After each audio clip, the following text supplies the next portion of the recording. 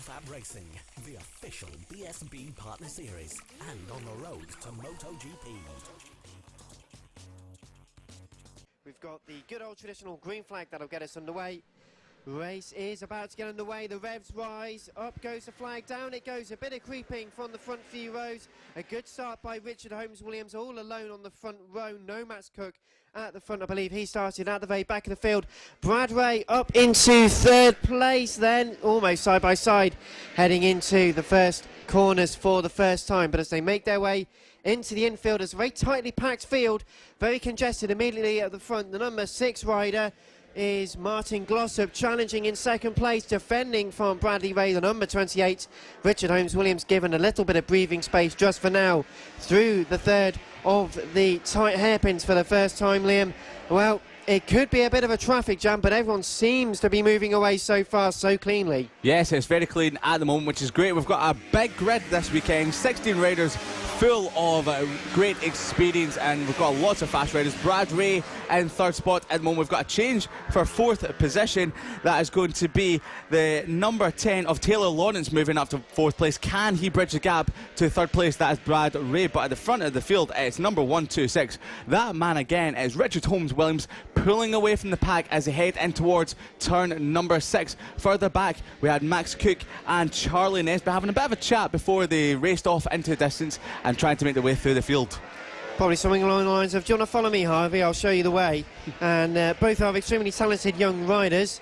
They just keeping an eye on the number 28 of Bradley Ray. We have mentioned him just a few times already, and we certainly will do for the rest of this race. But it was due to be a 14-lap race, this first encounter of the weekend. Richard Holmes-Williams confirmed the lead at 1.1 seconds already is the gap ahead of Martin Glossop. Brad Ray right up the back for second and third respectively. Taylor Lawrence in fourth ahead of Kier Armstrong.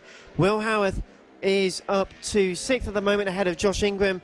Brandon Peril, the yellow Peril, the 146, in 8th place ahead of Harvey Claridge and John Ansell. Max Cook in 11th, just so far. Cam Harris, Jamie King, Charlie Nesbitt and Tom Ward rounding out the 15 runners at the moment. No Roger Monks at the moment, we believe, but as they continue to circulate around, Richard Holmes-Williams shot off into the distance. It is not decided yet for second place. Brad Ray thinking of a move up the inside into turn number 1. Nearly got the front wheel tucked in inside Martin Glossop, but no problem there. Taylor Lawrence and Kier Armstrong, though, that's a great battle at the moment. The number 10 and the number 122 into turn 2 and 3. That's for 4th and 5th. They're getting very fighty already. They've had a few moments between them over the course of the season so far. Yes, absolutely. They've had some great battles, and as you said there, into turn number 1, it was Kier Armstrong making the move up the inside of Taylor Lawrence. Now back to the battle for second. Brad Ray into turn number 9, still all over the back of Martin Glossop. Martin Glossop not doing too many rounds so far this year as they come across the start-finish line to tick off another lap. Brad Ray looking up the inside, not making a move so far into turn number 1. Yes, he does. In actual fact, he pushes Martin Glossop out of the way. Martin Glossop fighting back to turn number 2.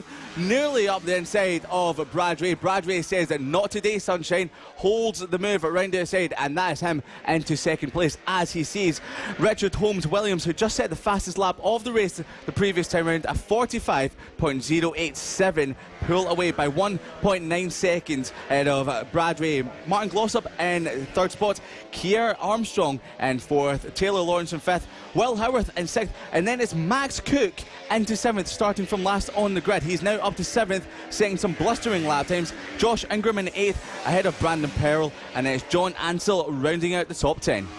Richard Holmes-Williams, your race leader, you just mentioned it was 1.9, it's now 2 seconds flat. Brad Ray not managing to claw back enough time so far, and in fact Martin Glossop starting to catch up to the number 28 rider into turns 3 and 4 once more. So the battle for second starting to re-emerge into the first hairpin. Left, then right, then left again. It's extremely tight through the hairpins. Richard Holmes-Williams is your race leader, heading up towards the final few corners onto the back straight.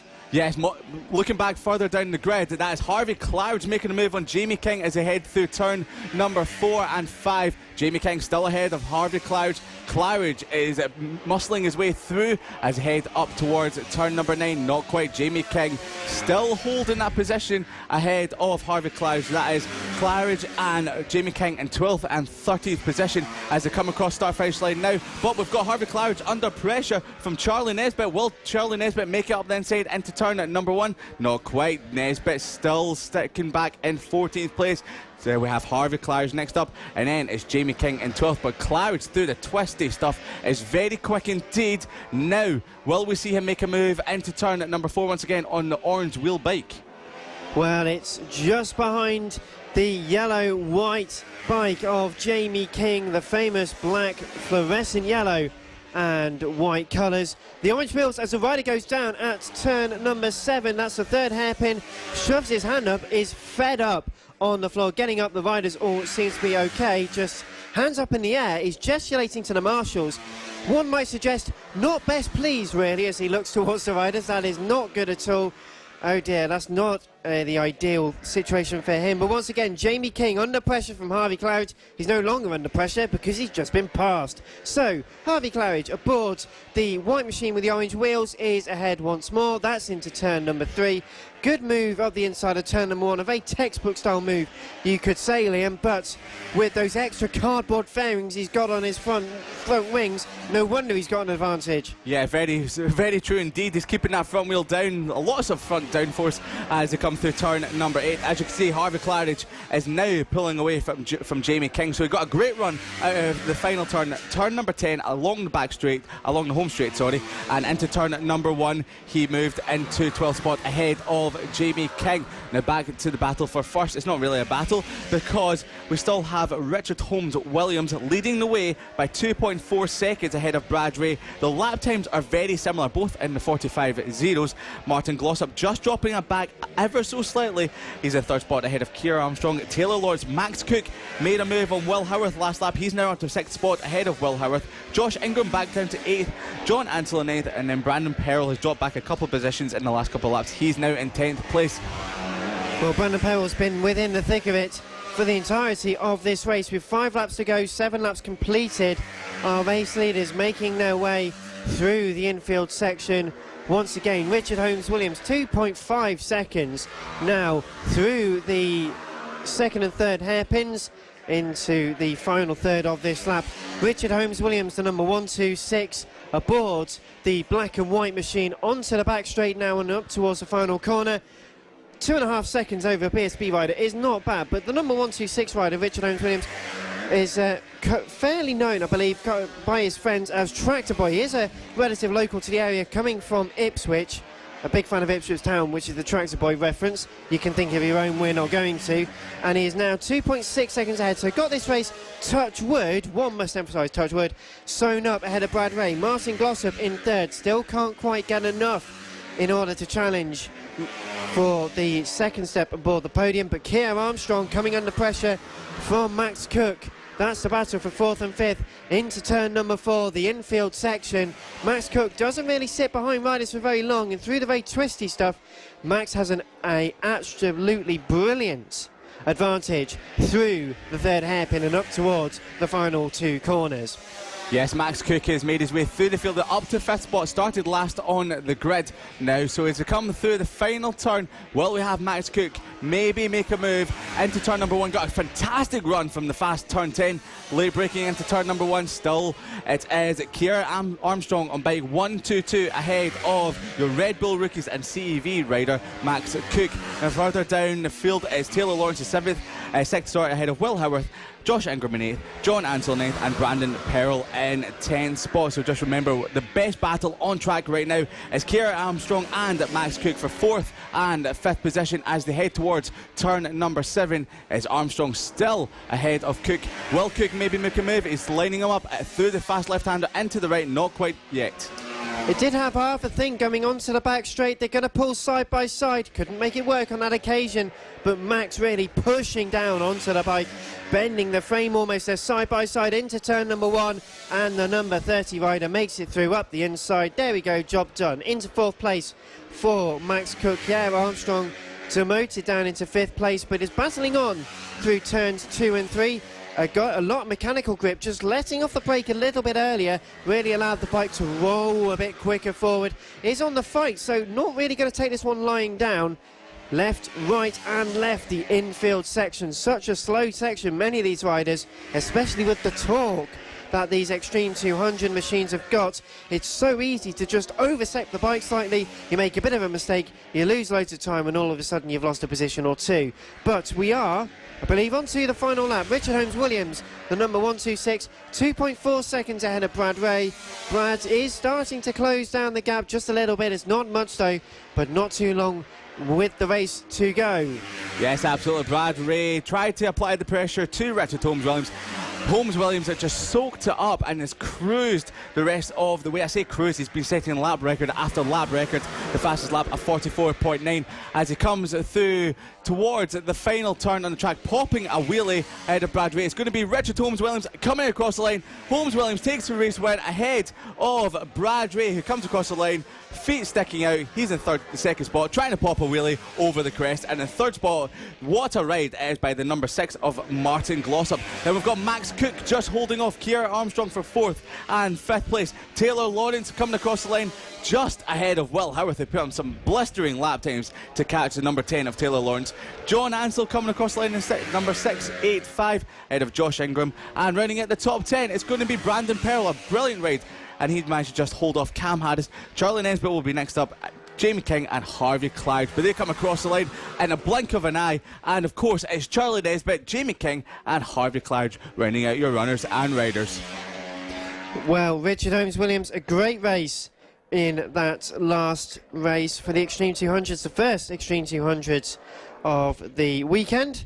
Plenty of action still to come. You're listening to live coverage of round 4 of the 2019 Cool FAB-Racing British Mini Bike Championships. We're live at Tattershall in Lincolnshire for the 4th round of the 2019 season. Quick replays of the race action for those of you joining us on social media. Thank you for joining us on social media. Please leave your comments. Let us know who you're supporting this weekend. But as the action got underway, the sun came out nice and bright. A great field of riders making their way through tight battles, including Brad Ray and Martin Glossop. Up the inside, Kier Armstrong on Will Howarth quite early on in the race. Will, a great rider, has got a lot of experience. So too, though, does Brad Ray. Was in third, took him a few laps to really size up his opponent, but did, in the end, manage to get past the number 6 rider of Martin Glossop. That was second place. But Richard Holmes-Williams, the race winner. Great battle between the likes of Jamie King and Harvey Claridge, the ever-popular number 20, number 76 rider, and the number 16 rider, duking it out once again in Cool Fab. What wasn't in question, though, was the race winner. Richard Holmes-Williams came over the line. 3.5 seconds was the gap in the end. Hands up, nice and happy at that result. But the Mini F1 sidecars looking to emulate some of the success. It is the Mini F1 sidecars' first race of the weekend. 3 races for all of our categories this weekend. And something to note is that they are a little bit earlier on in the calendar than perhaps they are at some events. Now that poses a few challenges because first of all, it is extremely hot here. There's 2 people on the bike, and that's a lot more heat perhaps than, say, if it's a bit cool, if the sun's not out. Even if it's only 14 or 15 degrees in the air, it's about 23 out there at the moment, and the sun's beating down on you. That's going to make the machine's life a little bit more difficult. The tyres, you've got to look after the tyres, make sure they're all up to the correct pressures and the correct grip. It's all a bit of a challenge in, but that's what these riders and, of course, the passengers are out there to do. And it's such a tricky, tight circuit. The rider and the passenger have got to work together.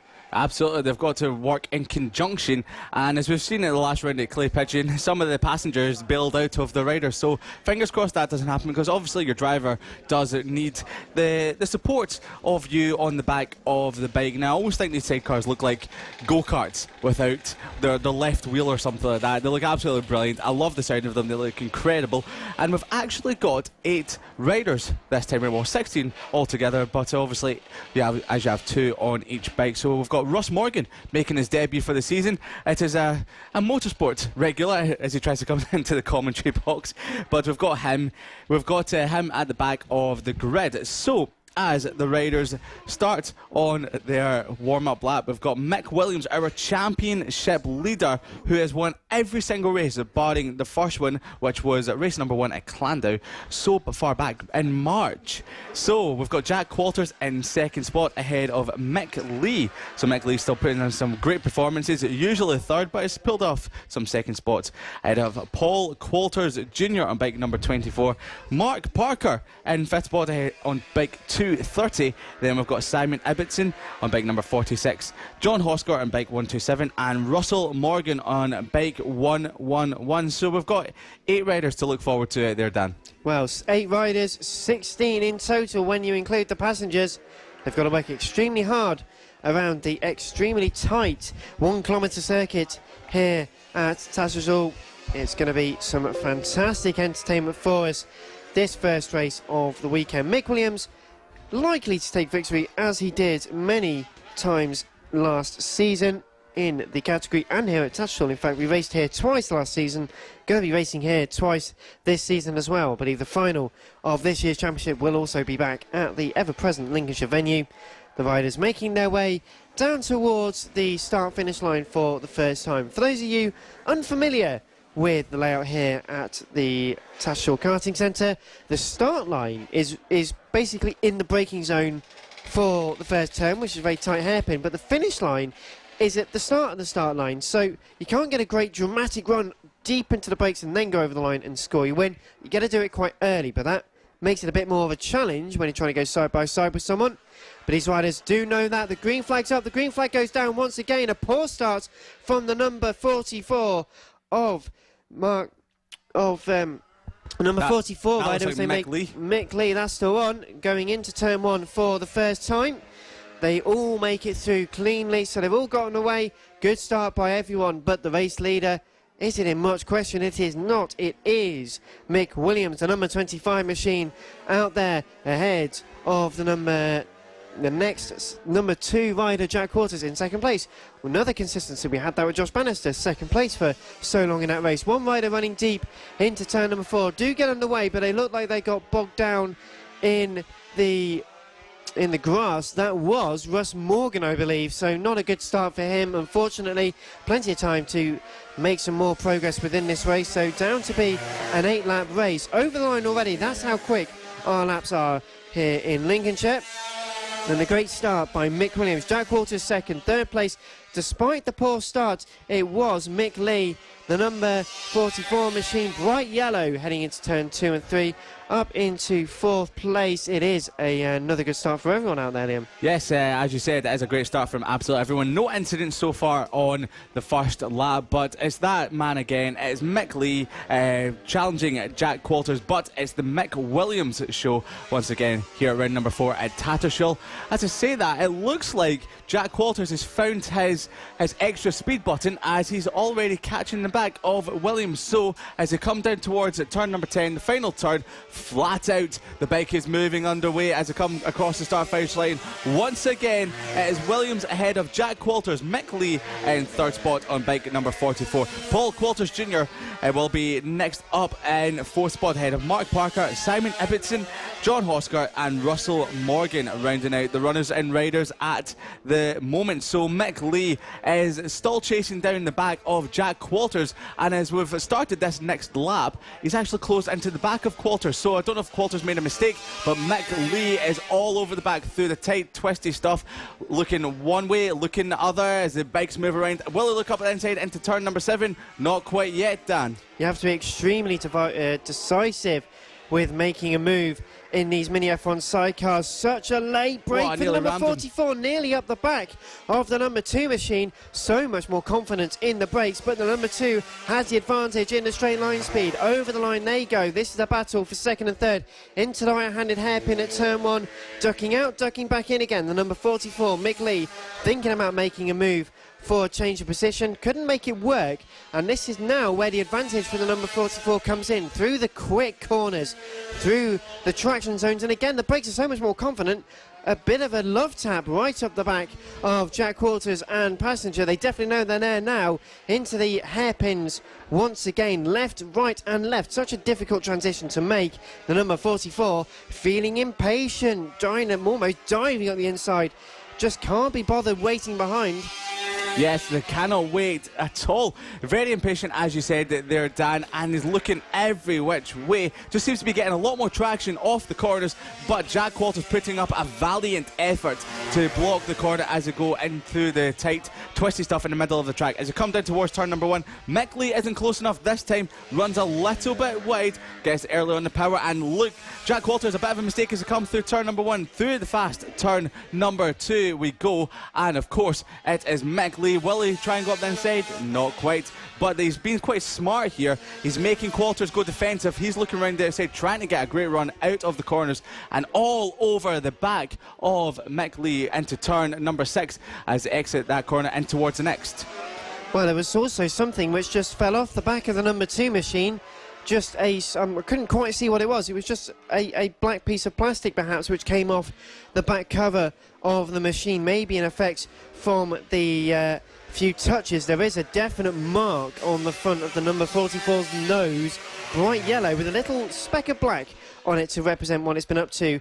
Ross Morgan is just being passed by some of the other riders in the race. Oh, and there's Mick a stop, Williams. but that's Mick Williams. Mick Williams at turn number 1 has stopped. There's a problem with the machine. They're weaning it onto the grass. They're investigating the problem now, and such a shame, touch wood, that they can't get going again. The number 26 has had a problem. They're talking between themselves. They don't know what the problem is, but this means we've got a fight on for our race lead. It is still Jack Quarters ahead of the number 44 of Mick Lee. Paul Quarters Jr. is promoted to the podium, so it is a Quarters 1 and 3 as it stands. It could be a 2 and 3 because once again extremely late on the brakes, going deep into the final 2 corners is Mick Lee. Is so impatient to try and get a move done.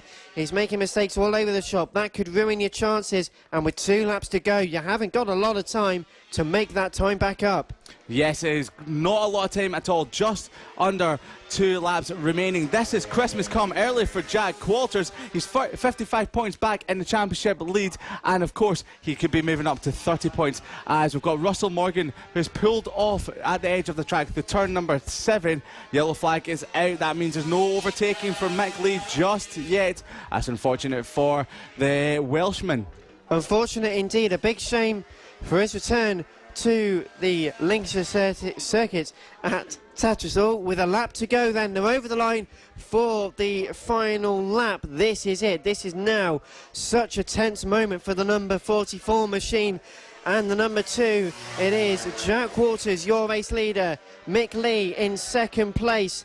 They're closing up into turn number 1. So much more confident under the brakes. Mick Lee can catch the riders, but with 3/4 of a lap to go, this is all to play for through turn 3 and 4.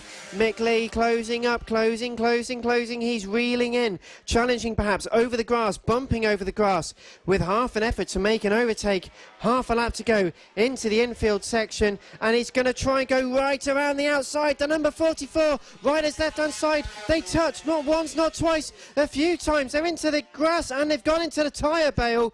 And an unfortunate end for the number 44 of Mick Lee.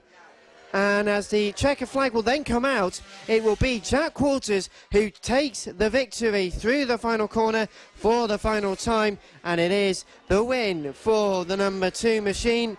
Jack Quarters and Passenger, they take the checkered flag. That may be reviewed. There was a lot of contact. They were giving a wave to Mick Williams. So waving at Mick Williams after they've taken their win. That is going to be reviewed. That sidecar's also well and truly stuck, Liam, in the barriers. So that's going to take a bit of earthing out. Yes, it will do. We've got the medical car coming onto track, as you can see, because, well, we've got Mick Williams just looking as he's under a little bit of pain there. But we've got the Qualters 1 and 2. That is Jack from Paul out of Mark Parker on bike 230, John Hosker on bike 127 in 4th spot. And that was the 4 riders that they came across the start-finish line to complete the race. Mick Lee was next up ahead of Simon Ibbotson. Mick Williams pulled off the circuit early on in the race ahead of Russell Morgan. Well, that was something we weren't expecting. We had 8 start. We weren't certainly expecting 4 to finish.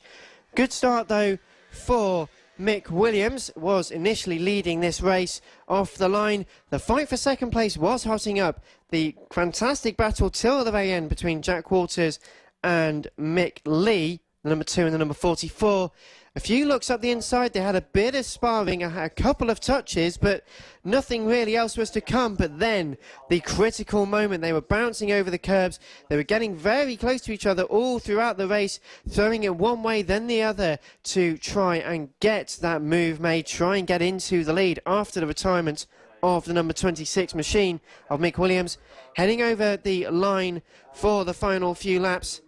Russ Morgan being lapped early on in this race, but that was the critical moment that the number 26 retired. The 2 riders hands up in the air. They weren't expecting that. That certainly wasn't in the script, Liam, but as Russ Morgan goes into retirement, unfortunate shame for him. We're so happy to be back here at Coolfab, but then the critical moment, the number 44, Mick Lee, they were going side by side with Jack Qualters, going around the outside at turn number 5. 1 touch, 2 touch, 3 touches. That was it. They couldn't make it through. They went straight over the barriers into the tyres. The tyres scattered everywhere. And Russ Morgan is bringing his sidecar machine back to the paddock. So did get it underway, carried on.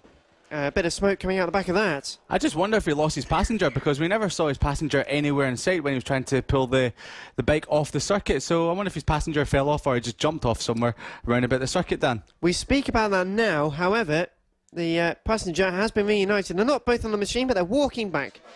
And as they make their way back into the paddock, it's going to be a... well, that was absolutely fantastic first race of the weekend for the Mini F1 sidecars. We'll have 2 more races tomorrow. On Sunday, we're here live at round 4 of the 2019 FAB-Racing British Mini Bike Championships. Thank you very much for joining us. I am Tamar, alongside me, Liam Hodgins. Liam, great racing so far. It's so action-packed. I mean, the heat must be getting to people because it's just so frantic out there. Yes, as you said, the heat must be getting to people already, because there seems to be a lot of race action going out there. Some people making desperate moves up the inside, which is great for the fans and, of course, for the racing action itself. But, of course, that was a great sidecar race. There are more of that action, please, throughout the rest of the weekend and, of course, the year. So we've got plenty more race action. We've had 3 races down. We've got plenty more to go, and we cannot wait for the rest of the weekend, and it's just going to keep being frantic. Fingers crossed the heat doesn't go up too much, so the riders keep it nice and cool on the circuit. Well, I'm certainly hoping the heat's not going up. It's absolutely sweltering in here at the moment. But as we take a short break in proceedings just here as the marshals attend to putting the tyres back into position, the number 44 sidecar is heading back into the paddock. Passenger and rider are walking back as well, so good to see them walking back. Big thank you as ever to the marshals and to the medical team and race control. Without you guys and girls, we simply couldn't go racing, so thank you for your swift efforts here today so far. Fingers crossed we won't need your intervention again, but we all ride and race safer knowing that you are there to help us when we need it. So plenty of action still to come. This is round 4 of the 2019 FAB-Racing British Mini Bike Championships.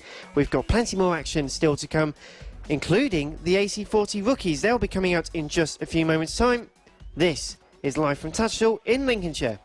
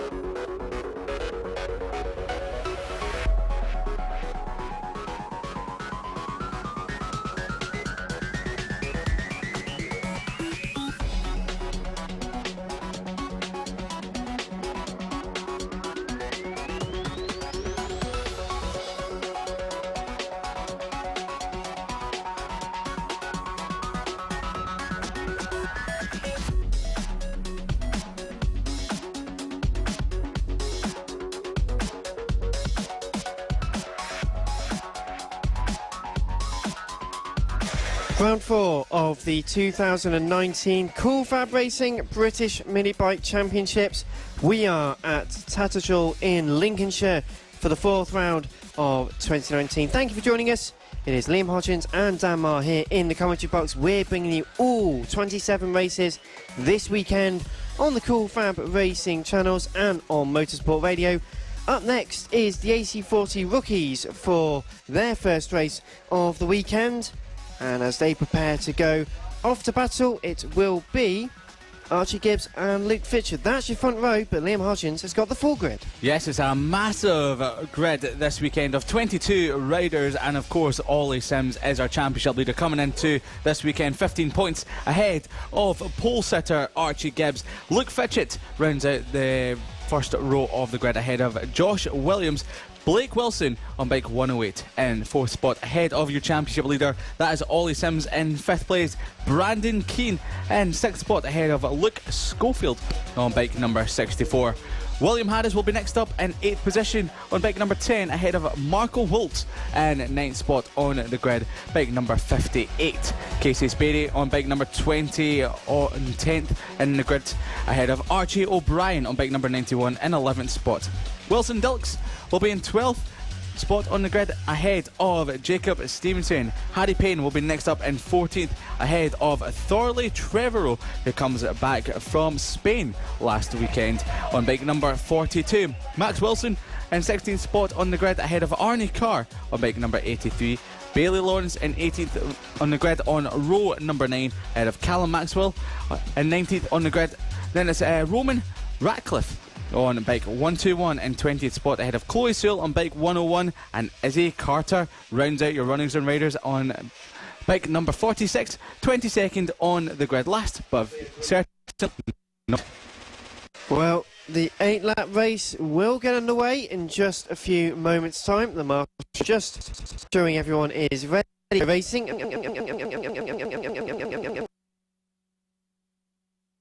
Is stick up bikes.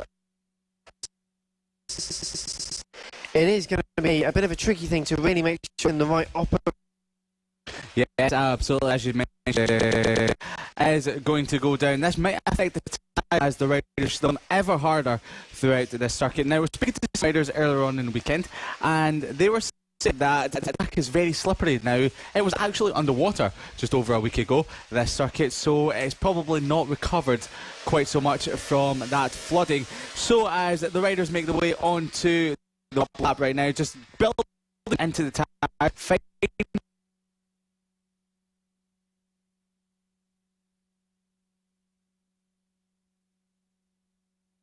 Right, we'll move round on to the lap. So leading the way on the flag on that, just a continuing green flag lap. You mentioned the temperature into the tyres, biting correctly, and that you can get the right out of the corners through the final few. Will be time to the rider is back up and all right, so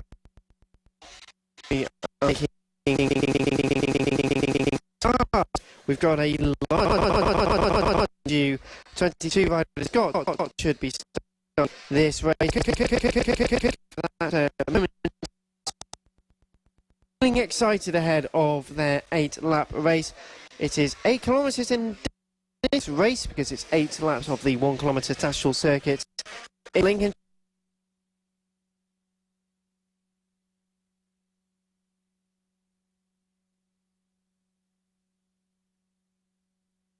Make time and feel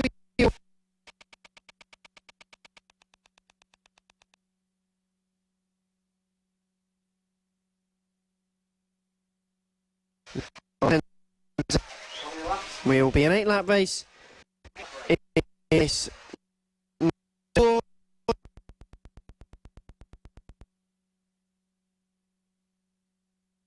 a good start from Archie Gibbs, the number 3 machine, heading into turn 1. for the first time. Everyone just about filters through. Turn 1 of a tight corner.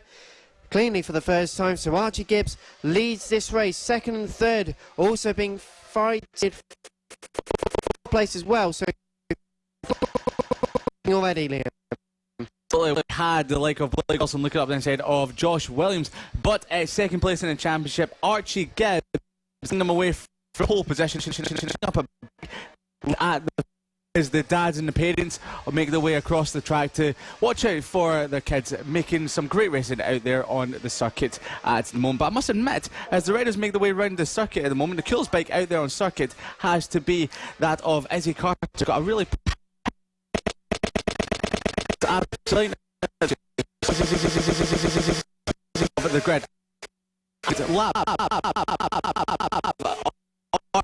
Is still leading. Josh Williams, Luke Fitchett in third spot. Blake Wilson in fourth. Championship leader Ollie Sims needs to be working his way up the field very shortly to continue on. Fifth, Marco Holt in sixth ahead of Brandon in seventh. Number 20, not to be.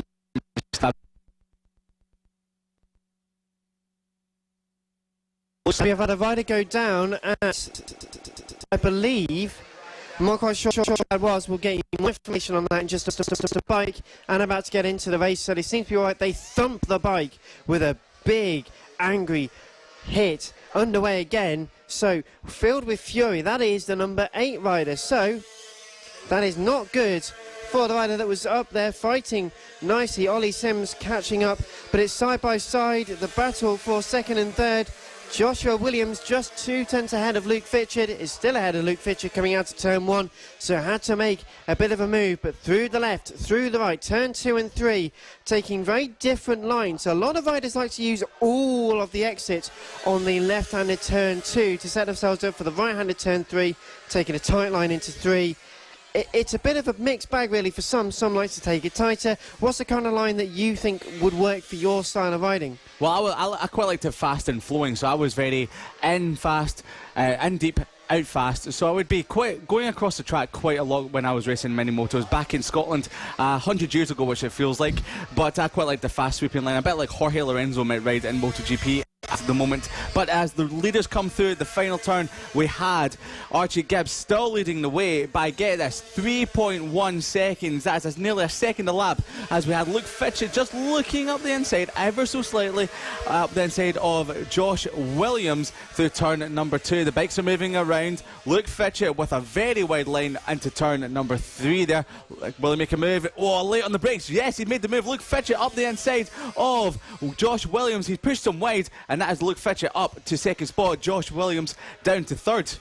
Well, down to third. He really got sold a dummy. Heading into turn 3, the right-hander, he kept it loose, just let off the brakes that Luke Fitchett went for the gap.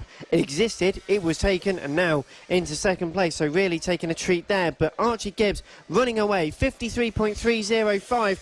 Getting very close to the track record. In fact, according to our timing screens, that is a new track record by Archie Gibbs for the AC40 rookies, so flying around this circuit. Luke Fitchett, 4.3 seconds now behind in second place, ahead of Joshua Williams. Ollie Sims comes over the line now, ahead of Brandon Keane. Marco Holt is fighting well for 5th and 6th place. The number 333 rider in 5th, ahead of turn number 2. Marco Holt and Casey Sperry ahead of William Harris. Luke Schofield and Harry Payne, that's your top 10 with 5 laps to go.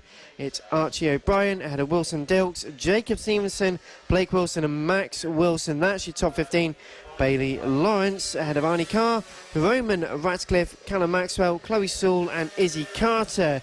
That is your top 21 as it stands so far. But heading through the infield section, many of our riders are up towards the faster late back section of this circuit.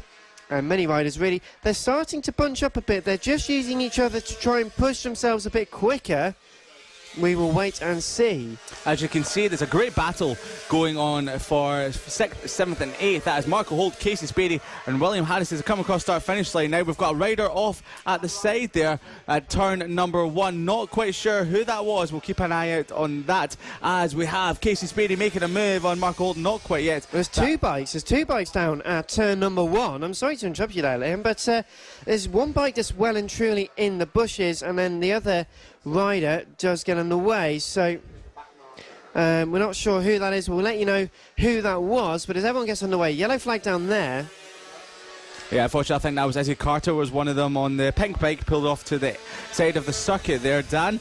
Right, so as we get back to the battle for sixth spot now, and of course it is the likes of Casey Spady just chasing the back of Marco Holt as he head towards the final turn. So we've got Casey Spady just ahead of William Harris coming across the start-finish line any second now, and as they head down towards turn number 1. Ducking and diving, we had the bike of number 31 nearly clipping the back of another rider. Casey Spady ducking into the new position into turn number 1, and we have William Harris making a move into 7th spot. So that's 5th, 6th and 7th at the moment. That was through turn number 3, Dan. Well, coming through turn number 3, that means they're into the infield. There's such a tight, twisty section. The number 333 of Brandon Keane remains ahead of Marco Holt. Through the right, through the left, they've got roughly 2.5 laps to go, so still a bit of time in order to continue this race, continuing the battle. The gap between them on the last lap, I'm not quite sure what it was, but as they make their way over the line, heading up towards the line anyway, Archie Gibbs is now 3.1 seconds ahead of Luke Fitchett. Yes, absolutely, ahead of Luke Fitchett. Now, I've just realised the other rider that went down earlier on, it was Josh Williams. Josh Williams is back up and now in 14th spot, Dan. Well, he's good, he's up, and he's good, he's back into the points, but it's not as big a points haul as he could have had. Was he still up there? Unfortunately, but that's what's happening at the moment. But number 3, Archie Gibbs, continuing on in this race. There's not too long of this race to go. It's certainly going to be one which he's going to remember for scoring quite a lot of points, and that's really all you need to do for your championship challenges, isn't it? Yes, absolutely. Archie Gibbs comes across start-finish line now, heading down towards turn number 1. He'll be eating into the championship lead of Ollie Sims. If everything stays the way it is right now, Dan, it'll be down to 6 points in the championship. Archie Gibbs is just eking those points back on Ollie Sims. Ollie Sims is now up to 3rd spot, but in between those two is Luke Fitchett at the moment. Now, the battle for 4th spot still raging on, with Brandon Keane just ahead of Casey Spady and Marco Holt, with William Harris just dropping back ever so slightly. So as Archie Gibbs makes his way around the back markers on his final lap of the race into turn number 7, up towards turn number 8. This is a cracking ride from the youngster, very commanding indeed. Through turn number 9, the bike is shaking ever so slightly. It looked like he nearly lost the front, but keeps remaining in control of the bike. Through the fast turn 10, right-hander across the start-finish line. Archie Gibbs stands up on his bike. A great win from the number 3 rider there. We're waiting for Luke Fitchett in 2nd spot, 4.8 seconds further back. Ollie Sims will be picking up an important podium position any moment now, coming through the final turn. But Archie Gibbs, stand up, give yourself a round of applause. That was a great ride there. So Ollie Sims in 3rd spot. Brandon Keane will be able to hold off Casey Spady coming across the start-finish line now, and it's going to be Brandon Keane just takes it. Casey Spady in 5th spot. Marco Holt, William Harris, you could cover them all with a blanket. They were that close. Luke Schofield in 8th spot ahead of Archie O'Brien. Harry Payne rounds out the top 10 there, Dan. Great racing from all the youngsters there as the checker flag continues to wave for the rest of the riders. Blake Wilson in 11th. Joshua Williams recovers after a collision with a back marker to come into 12th spot ahead of Jacob Stevenson. Wilson Dilks in 14th ahead of Max Wilson, and Arnie Carr just misses out on the points there. Great race from the AC40 rookies.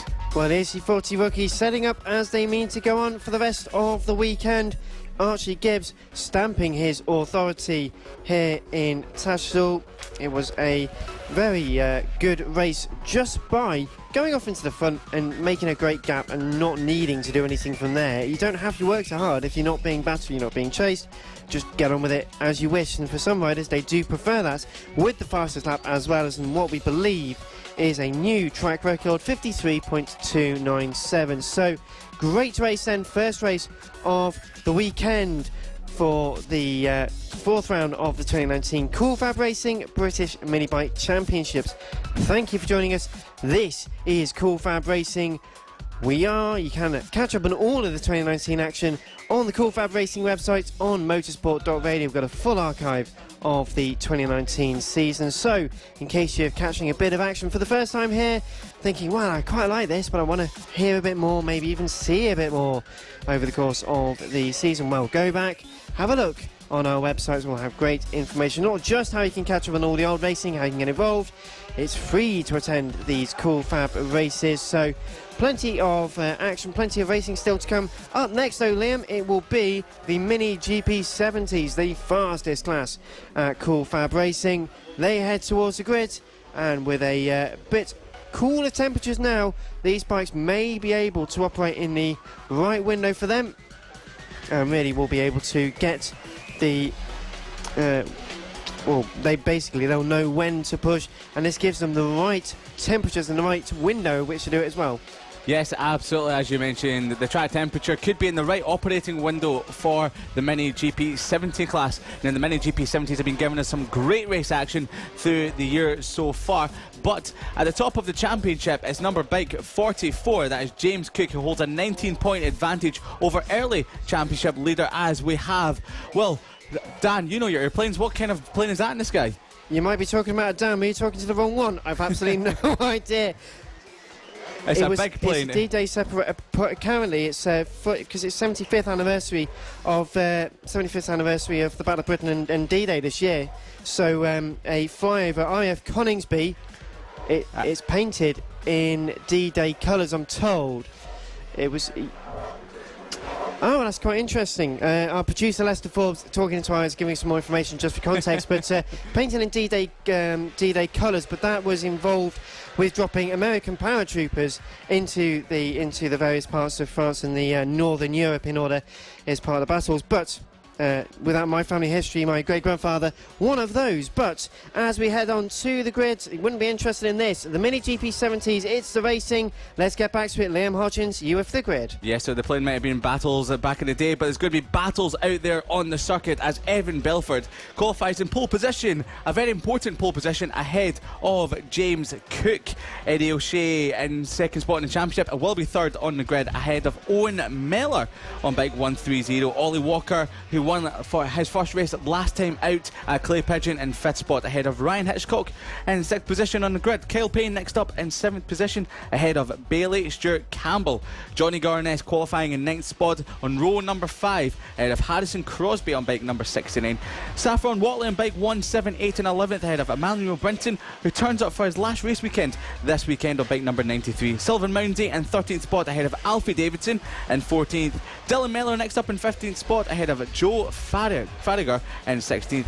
Thomas Gomez in 17th ahead of Carter Brown, and rounding out the runners and riders for the start of this Mini GP70 class, race number 1 from round number 4 here at Tattershall, it's Jamie Woodcock. So we get ready then for the start, the first of 3 races this weekend for the Mini GP70s. The riders look towards the green flag. We're starting with a flag. It goes up, but it's not when it goes up, it's when it goes down. That is now, and we are underway with a 12-lap race for the Mini GP70s into turn 1 for the first time. It's quite a tight first corner, but everyone manages to get through cleanly off the front row. Evan Belford and James Cook have gone through. One rider goes straight on at turn number 2. They're not off the bike, they're just reversing it and going to get back into this race. Good start though by Evan Belford. Last season Evan did brilliantly at Tattershall, one of his favourite circuits, the number 52 rider, but James Cook with historical form on his side, so strong this season, really challenging. We've got also rider stopped on the exit of turn number 7 again, Funth of Fairing, so these poor Fairing's not getting a good day today. The rider's still on the bike, no problem there, they're just being pushed back into the race. But 1 lap complete, 11 laps to go. In fact, I'm being told it's a 14-lap race, so this may well have been extended. Evan Belford and James Cook, though, are your top 2. Eddie O'Shea in 3rd, then it's a good fight for 4th and 5th place. Yes, the riders that had unfortunate luck on the first lap was Saffron Watley, who slapped the fading of her bike, and Dylan Mellor, who pulled off at turn number 2. But they're still in the race and continuing on for the moment. But James Cook, our championship leader, hounding the back of Evan Belford, who's soaking up the pressure at the moment, with Eddie O'Shea in third spot. There's a bit of a gap back to Eddie O'Shea from James Cook. Owen Mellor on bike 130 still chasing the back of our former championship leader, but as they come across the line right now, there's a bit of a gap opening up at the front of the field. Evan Belford sets as 45.0, but as I say that, we had James Cook setting a new fastest lap at 45.031, so the lap times are very close. It looks like James Cook is very close to the back of Belford through the tight and twisty stuff, but through the faster section, it's Belford that pulls away. And it's not just Belford that's pulling away. The number 43 of Ryan Hitchcock getting well and truly stuck in with Owen Mellor. Very, very close up the back into turn number 7. Almost side by side as they head towards the final 2 corners. A great battle for those two at the moment. Eddie O'Shea just ahead of them. And it's side by side almost for the race leaders. In fact, it was side by side. There has been a change for the race lead. It is the number 44 of James Cook, who now leads with a commanding move around the outside at the final corner. That's extremely brave stuff, even from James Cook's own standards. Evan Belford down into second place, but the third place man, the number 114, Eddie O'Shea, has the new fastest lap at 44.936. Now, very fine margins, that's hardly a tenth quicker, but around a circuit like this, every tenth counts. Also, Ryan Hitchcock starting to close in as well, so all of a sudden what was looking to be perhaps a slightly strung out battle for the race lead, it's a 4-way scrap for this race lead. Over the line once again it is James Cook, Evan Belford, Eddie O'Shea, Ryan Hitchcock now with the fastest lap into turn number 1. Then it's Owen Mellor and Bailey Stewart Campbell going side by side into turn number 1 as well. No position change for the top 6 so far, but it's clusters 2 by 2 by 2. Yes, into the arc they go, you might think there, Dan. But got to look back to Owen Mellor in 5th spot. He's shown the kind of form that he's not shown since round number 1 when he picked up 3rd place in race number 2. Ever since then, he's gone off the face of the earth ever so slightly, but he's back, showing some great form. And 5th spot, holding off Bailey Stewart Campbell at the moment. But it's Ryan Hitchcock that we need to keep a close eye out on. He's set the fastest lap of the race, and he's chasing down Eddie O'Shea as they come through the final turn. The leaders come across the line. Evan Belford setting up a move into turn number 1 from James Cook. Up the inside he goes. Will he make the move stick? Not quite, late on the brakes, but we've got James Cook even later on the brakes. That's absolutely fine there. So we've got Ryan Hitchcock in 4th through turn number 2 into 3. Can he make a move on Eddie O'Shea before the end of the race? We've got a yellow flag out there on the circuit, Dan. Not sure who that's for. They are underway and back into the race, so maybe the heat still affecting a few of our bikes. James Cook leads. It's still 2nd place for Evan Belford. Ryan Hitchcock is no longer wanting to be in 4th place. He's challenging the back of the 114 rider for that final step on the rostrum. The race leaders still nose to tail over the line.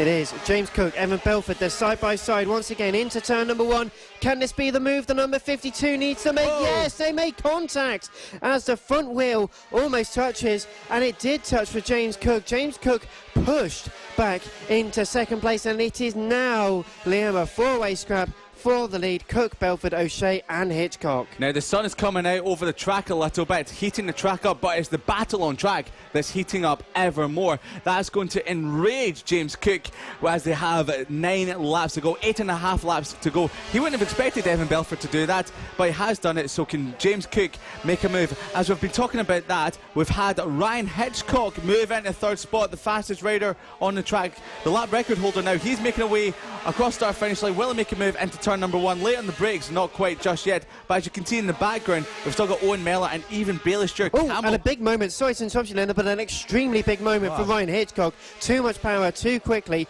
almost threw the bike from under him, but a good masterful piece of bike handling to keep that. But we give him too many compliments, and like that it changes. It's such a shame, but he is in this race, will continue on, and I believe he is still in 4th or 5th place. Now, they're going through a few other runners and riders in this race, which adds another level of complexity to the battle, because you've got to know when to pick your moments, when to overtake the traffic, especially in the tight sections of this course. Evan Belford doesn't have this problem. The number 52 is Evan Belford, the grey bike and white helmet, into turn number 1. James Cook second. Eddie O'Shea now into 3rd place, still just ahead of Ryan Hitchcock. And now Bailey Stewart Campbell's closing into this battle as well. Yes, as you said, Bailey Stewart Campbell into 5th spot. That happened there on the last lap when Owen Mellor had a bit of a moment coming through turn number 6. Lost the rear end. Bailey Stewart Campbell got down in the power and ahead of the number 130 rider. Not sure if the tyres are starting to go off now. There's been a few moments for Ryan Hitchcock and Owen Mellor, so asking too much from the throttle. The rear tyre screamed too much and nearly thrown them out of the seat, but luckily they're still in the race for the moment. The race leaders come across start-finish line. We've got Evan Belford pulling out a bit of a gap at the front. It's up to half a second now. There's 6 laps remaining, but it's Bailey Stewart Campbell is making moves. Bailey Stewart Campbell, fastest lap of the race, new lap record at 44.8. Well, a great new lap record. Joins in the battle for 3rd place. It's still the number 114 of Eddie O'Shea in 3rd, ahead of Ryan Hitchcock. Ryan Hitchcock maybe a little calmer after that moment a few moments ago. Bailey Stewart Campbell, the new addition to this battle, with that new fastest lap, the new lap record. That tells just how hot and good the conditions are with this track surface, really getting into good bites for these bikes. As we say that, 8 laps completed, and it's 5 laps to go as 9 laps are now completed. Side by side between Ryan Hitchcock and Eddie O'Shea. Ryan Hitchcock up the inside, job done. And now the number 43 rider once again back into 3rd place. Bailey Stewart Campbell, though, is going to try and not make a good move of this as well. He's not taking it lying down, though. Then nose to tail, the top 3 all getting close. 3rd, 4th and 5th. This battle up the inside goes Bailey Stewart Campbell, has a look, almost made contact with Eddie O'Shea. So having calmed it down just a little bit, Ryan Hitchcock heading the game back into 3rd place. That was such a shame for Eddie O'Shea. Pushed the back marker out of the way, which seemed to give him a bad run onto the home straight, which meant that Ryan Hitchcock could make his way into 3rd. But we've got Harrison Crosby. This is Harrison Crosby, stopped at the edge of the circuit.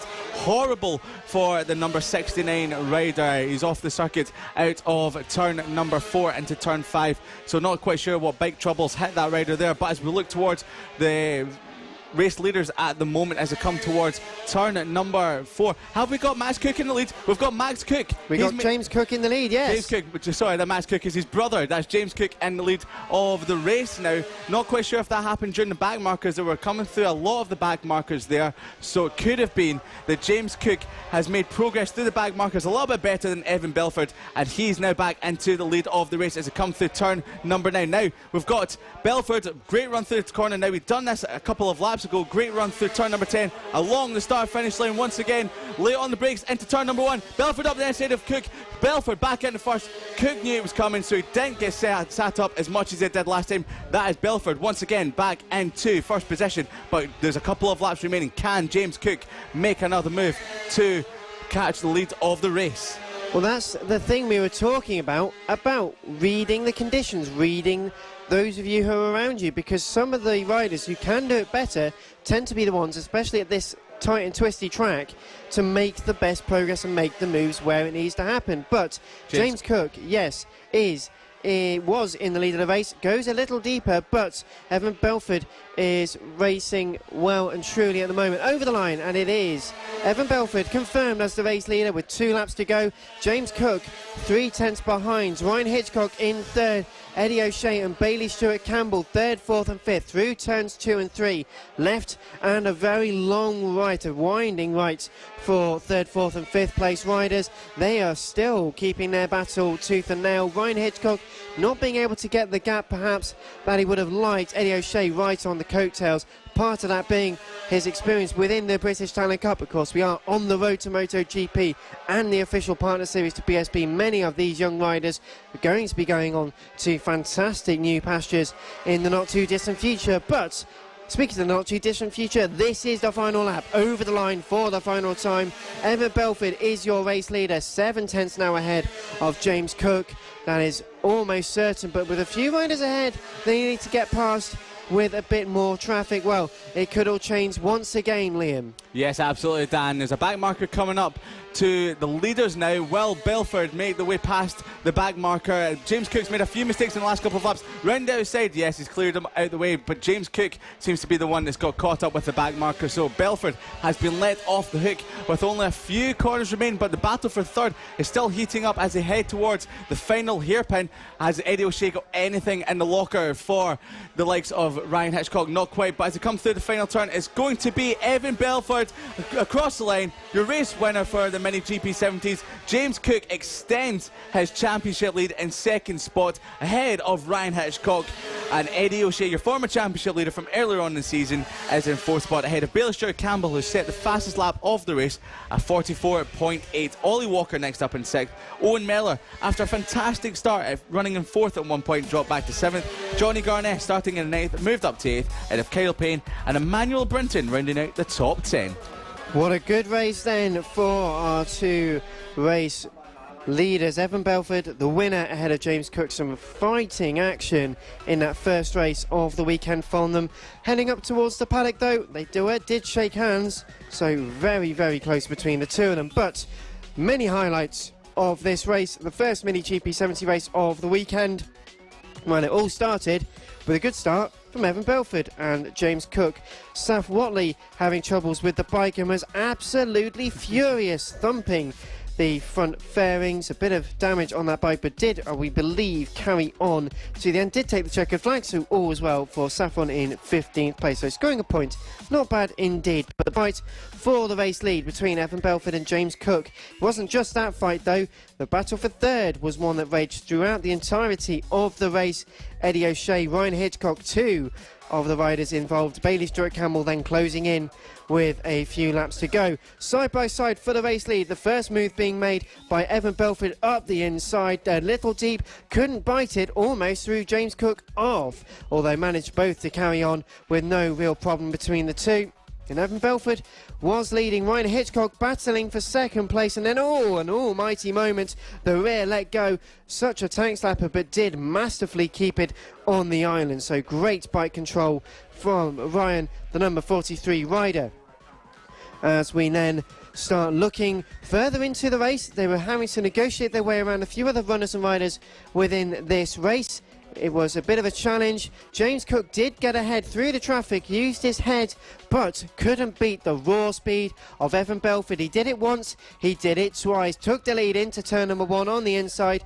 No contact on this occasion, kept it through nice and clean, and as came over the line, taking the checkered flag, and a great win for Evan Belford of the first of three races here at Tattershall for the Mini GP70s.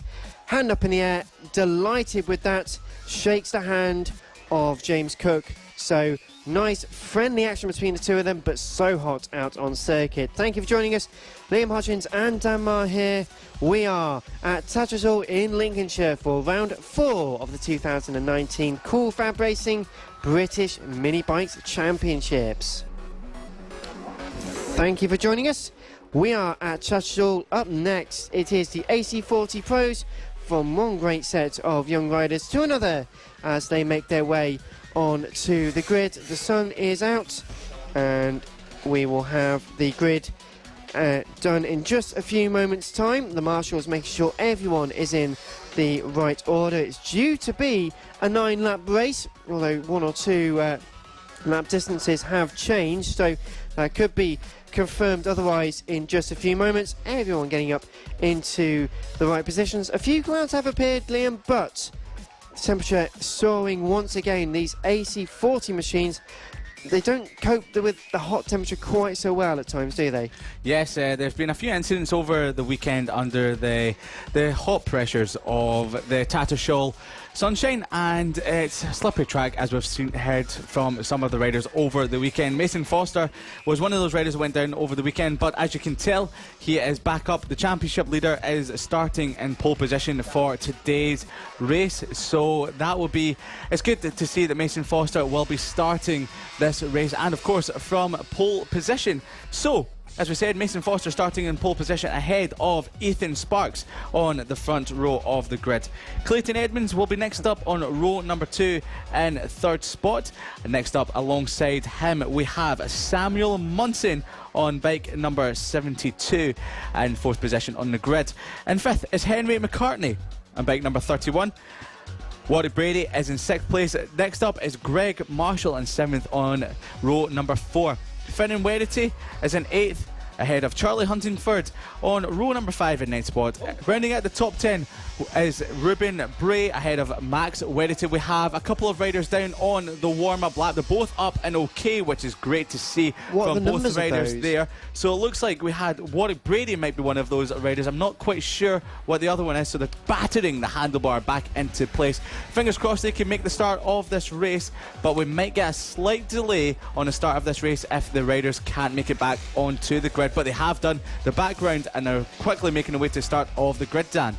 Well, they're making their way back to the grid, but having accidents at the start of the race is better than having them in the race, one could suggest. So, as everyone else is getting ready for the race start, the AC40 Pros first race of the weekend. It's going to be a good one for these young riders. Mason Foster and Ethan Sparks due to start on the front row of the grid, and it's going to be another scorcher here at Tattershall. This is round 4 of the 2019 FAB-Racing British Mini Bike Championships, the official partner series to the Bennett's British Superbike Championship on the road to MotoGP. We're on the road to the start. The green flag goes up, the green flag goes down. We are underway. A good start by Mason Foster into the lead immediately into turn 1. However, and a good start from a few rows further back. It looked like Clayton Edmonds and Henry McCartney got some good traction from a little bit further back. That really did aid them, making their way through turns 2 and 3 for the first time. Left and right, a very tricky balance to get a load of speed through there, but side by side for 3rd and 4th place into the infield for the first time. But everyone gets underway safely. That's exactly what we wanted. But Mason Foster, not unexpectedly, runs away with it. Has a great gap already heading up towards the final few corners. And it will be Ethan Sparks, who did start in 2nd place, certainly a little different, Liam. Yes, absolutely, Dan. But Mason Foster is out in the lead, commanding this race at the moment, chasing his 9th win of the season, winning race number 10 for the AC40 Pros. So only one of those races he didn't win, and that was way back at Red Lodge, race number 2. So as the riders complete lap number 1, Ethan Sparks is still in 2nd, but only a second. I say only a second, that is a second behind Mason Foster. Samuel Munson in 3rd spot, Clayton Edmonds in 4th, Henry McCartney in 5th ahead of Warwick Brady, Finnan Wedity, Greg Marshall in 8th, Charlie Huntingford in 9th, Ruben Bray in 10th ahead of Max Wedity, running out the top 11, all the runners and riders. But we've got a good battle going on for 3rd spot. That is Samuel Munson and Clayton Edmonds. These two have met on track many times so far this year. As they head towards turn number 9, we still have Samuel Munson ahead of Clayton Edmonds as they've made their way through turn number 9. Bike shaking, a very horrible corner there, Dan. Well, it's not a great corner to go through with a load of space. We've got a rider who stopped on the exit of turn number 7. We're not sure who that is. They're restarting the bike. It's at number 31. So that is Henry McCartney. Throws the bike onto the floor. So the marshal clearly not happy with that at all. So that's not a good sign. So yellow flags are out at that particular section. Out is Henry McCartney, but Mason Foster leads this race, heading through turn number 7 now.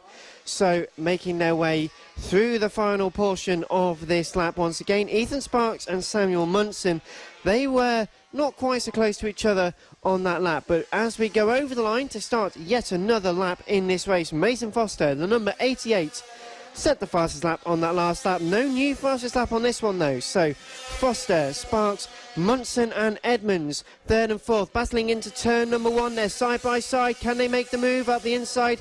Not quite. Samuel Munson retains the position so far. So 72 ahead of 146, making their way into turns 2 and 3. Now you've got to set them up for the infield. The infield's such a tricky section. These little AC40 bikes can get round there a lot quicker. They're a little bit less mechanical grip, say, but because they're so light, they can really flow through there. The riders line astern, not able to make a move at this moment, just being patient, Liam, and waiting to set up a move. Yes, absolutely. Being patient is the name of the game, and patience is what Clayton Edmonds will need for Samuel Munson to try and grab the final podium position. But as we look a little bit further back down the field, Finnan Werity is making some moves on Warwick Brady in 5th and 6th position as they come through the final turn. But have we got a move for 3rd spot? Yes, we do. It's going to be Edmonds up the inside, late on the brakes. Not quite yet.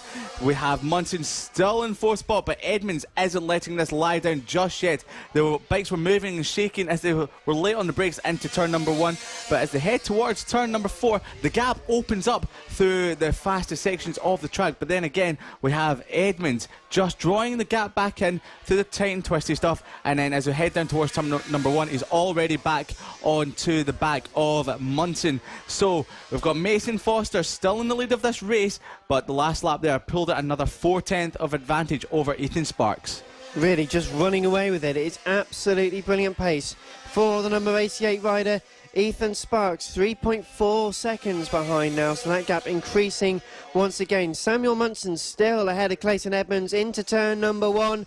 Still can't quite make the move, so whilst they are side by side, it's going to be very, very close between the two of them. A little bit of contact, it looked like to me. They just nosed each other out as they made their way into the infield section once again, but that's where such a close battle for Samuel Munson, really soaking up the pressure very well so far, retaining that final step on the podium. Clayton Edmonds desperate for an extra medal to go with his collection, and it does require a certain level of sizing up. He's been trying to go up the inside, Clayton, for a few laps at turn 1. It's clearly not working, so he kept up out of turn number 1, tried to go side by side through the final corner, couldn't make it work, getting a good run, head down into the braking zone, move still can't be made. Samuel Munson has got him covered into turn 1, but out of turn 2, the slingshot, such a great run, side by side in the last lap, couldn't keep it up on this lap.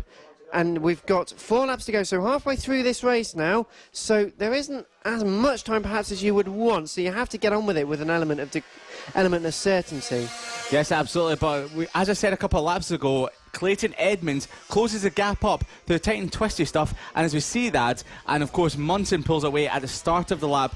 So as they come across start-finish line, we always have Edmonds all over the back of Samuel Munson. So around turn number 9, this battle for 3rd is not dead and buried just yet. We always have Edmonds getting a great run through the final turn, as we have now along the home straight into turn number 1. Will Edmonds make a move late on the brakes up the inside? Not quite yet, just sizing up his rival for the last couple of laps. 3 laps to go, and of course, will Edmonds maybe make a move into turn number 2? Not quite yet.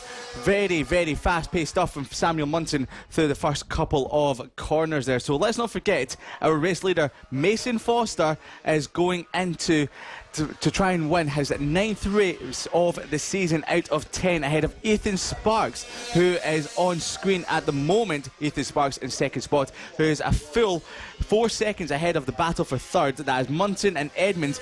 Warwick Brady in 5th spot, ahead of Finnan Werity, who's not made any moves on Warwick Brady just yet. Charlie Huntingford in 7th, ahead of Greg Marshall, Ruben Bray in 9th, and Max Werity rounds out the top 10. So we've only had one DNF in this race so far, and that's Henry McCartney. Henry McCartney out, unfortunately. We have got 2 more races for him tomorrow, so hoping to see Henry McCartney back out once more. The battle still goes on for 2nd and 3rd and 4th. Well, the 3rd and 4th is Samuel Munson and Clayton Edmonds, almost nose to tail, almost side by side into turn number 2. Had a look at a move, couldn't make it work through the infield in turn number 2. There's also a great battle going on at the moment. Warwick Brady and Finnan Werity, that's 5th and 6th. Into the final few corners for them now. It's going to be very close, but as the final lap is started, the final lap for Mason Foster, he's heading towards turn number 1. There's got 1 lap left to win. Yes, it looks like we've still got a battle for 3rd as they come across our finish line. We've got Edmonds making a move into turn number 1. Will Edmonds make the move late on the brakes? And it's very late indeed from Edmonds, but he's still in 4th spot. Samuel Munson still holding the lead. Oh, I say lead at 3rd place at the moment through turns 2 and 3. It is still Munson. Can Edmonds make a move towards the end of this lap? It's not looking like they're doing it just yet. Mason Foster on screen screen as he heads towards turn number 8. The fast left-hander into the tight turn number 9. Mason Foster has commanded this lead, this win, and he's 8 seconds ahead of his next challenger, Ethan Sparks. As Mason Foster rounds the final turn, it's going to be 9 races out of 10 for Mason Foster on bike number 88. Great ride from the youngster. 9 races, as I said, out of 10, extending the championship lead. Ethan Sparks comes across the line in second, but who will be third? Will it be Munson or Edmonds? Across the line, side by side, is Samuel Munson holding third spot, the final podium position ahead of Edmonds, Warwick Brady, and of course Max Finn and Wedity 5th and 6th as they come across the line any second now through the final turn. Who will it be? Will it be Brady? Will it be Wedity? It's going to be Brady in 5th spot, running at the top 5. Finn and Wedity put a valiant effort in to challenge the top 5, but comes across the line in 2nd. Greg Marshall in 7th spot ahead of Charlie Huntingford in 8th, and Ruben Bray 9th place. And we've had a small incident on track. Who will it be? So it looks like the riders not too happy, but we have the riders back on track, standing up at the moment. So that was a very close battle at the end. It looks like that was Max Wedity. It was Max Wedity in the final lap there on bike 110. Well, a shame there for Max right at the very end of the race. Comes over the line to take the checkered flag, but another great victory for Mason Foster, the number 88, once again winning. We're saying that so much this season, it's getting a little tiresome, one supposes, but beyond that, a great ride from the number 88, the AC40 Pro Race 1. And we'll be coming out, as with all our classes, 2 more races tomorrow. It started as it meant to go on with some action. A few riders falling out of turn number 5 on the warm-up lap, and make sure that they did get underway. They did get underway, and they were quite happy to battle. Henry McCartney had a problem, technical problem with the bike. He gets off the bike. The marshal then, very angry, throws it onto the grass, bounces, and well, hopefully that's all fixed and repaired by tomorrow. Samuel Munson and Clayton Edmonds. Race long battle continued into turn 1 was their best opportunity. A rider then having a moment. That was Max Werity, as mentioned, right at the very end of the race. Not quite sure what happened there, but that is the end of the AC40 Pros. We move on now to the Pit Bike 140 and Moto Team race. And you're here with us. This is round 4 of the 2019 FAB-Racing British Mini Bikes Championships. We are heading on to the green flag lap now. It's going to be quite the large entry, 21 riders at the moment. And as the marshals, just making sure everyone is in this race. Another one where Brad Ray will be racing. The number 28 rider, Brad Ray, winner in the Bennett's British Superbike Championship, our official partner series. And many riders have come from the FAB paddocks into BSB, into national racing, international racing at very high level. So there's plenty of young talent here to enjoy, plenty of young talent here to have the... Oh yeah, plenty. So basically, plenty of young riders and older riders here who've gone on to great things at all levels. Cameron Horsman also in this race, former British Talent Cup rider. Of course, one of the championships that many of our riders do go into from the FAB-Racing paddocks. Many riders are getting up to it. And the number 16 is Harvey Claridge, qualified in 2nd. And just a reminder of the cardboard fairings run aboard that machine. Was set up as a bit of a joke, but has basically carried on, so I think that's going to be on there for the rest of time, Liam. Yes, absolutely, Dan. Giving the front end some downforce like the Ducatis in MotoGP. I thought it was quite funny between Harvey Claridge and Cameron Horseman. Maybe Claridge was Horseman was letting out some air of Claridge's front tyre, but I doubt that'll happen. He doesn't want to make the bike any less easier to ride. So, as we've got the 21 riders on the grid, it's a little bit down compared to Clay Pigeon when we had a huge grid of 30 riders. That was a little bit manic last time out at round number 3, but we're going to have the green flag lap starting in a couple of seconds time as the riders are still lining up on the grid. We've got the grid ready and forming. As you might notice throughout the race, there's a bike at the back of the grid, bike 134, and some very retro looking leathers. That is Iona Glover, so looking very classy out there at the moment. Well, we had the number 16 of Harvey Claridge just jumping up and down off the bike, so clearly getting a bit of a sore leg situation aboard that, but the riders do now head off into the green flag lap. It's a 1 kilometre course here at Tattershall. 21 riders. How do they line up? So Jamie King will be starting in pole position. Your championship leader was looking very forward to or head to qualifying 2, as he was fastest in qualifying 1. He's kept that ahead of Harvey Claridge on bike number 16. Charlie Nesbitt is also in this race on bike number 86 in 3rd spot ahead of Will Howarth. Brad Ray will be starting from 5th spot on bike number 28 ahead of Richard Holmes Williams in 6th position. Matthew Bolsover, our previous championship leader, will be starting in 7th spot ahead of Ashley Midwood in 8th position there. We've got Ian Jackson 9th position on the grid on bike number 7 ahead of Tom Ward running at the top 10.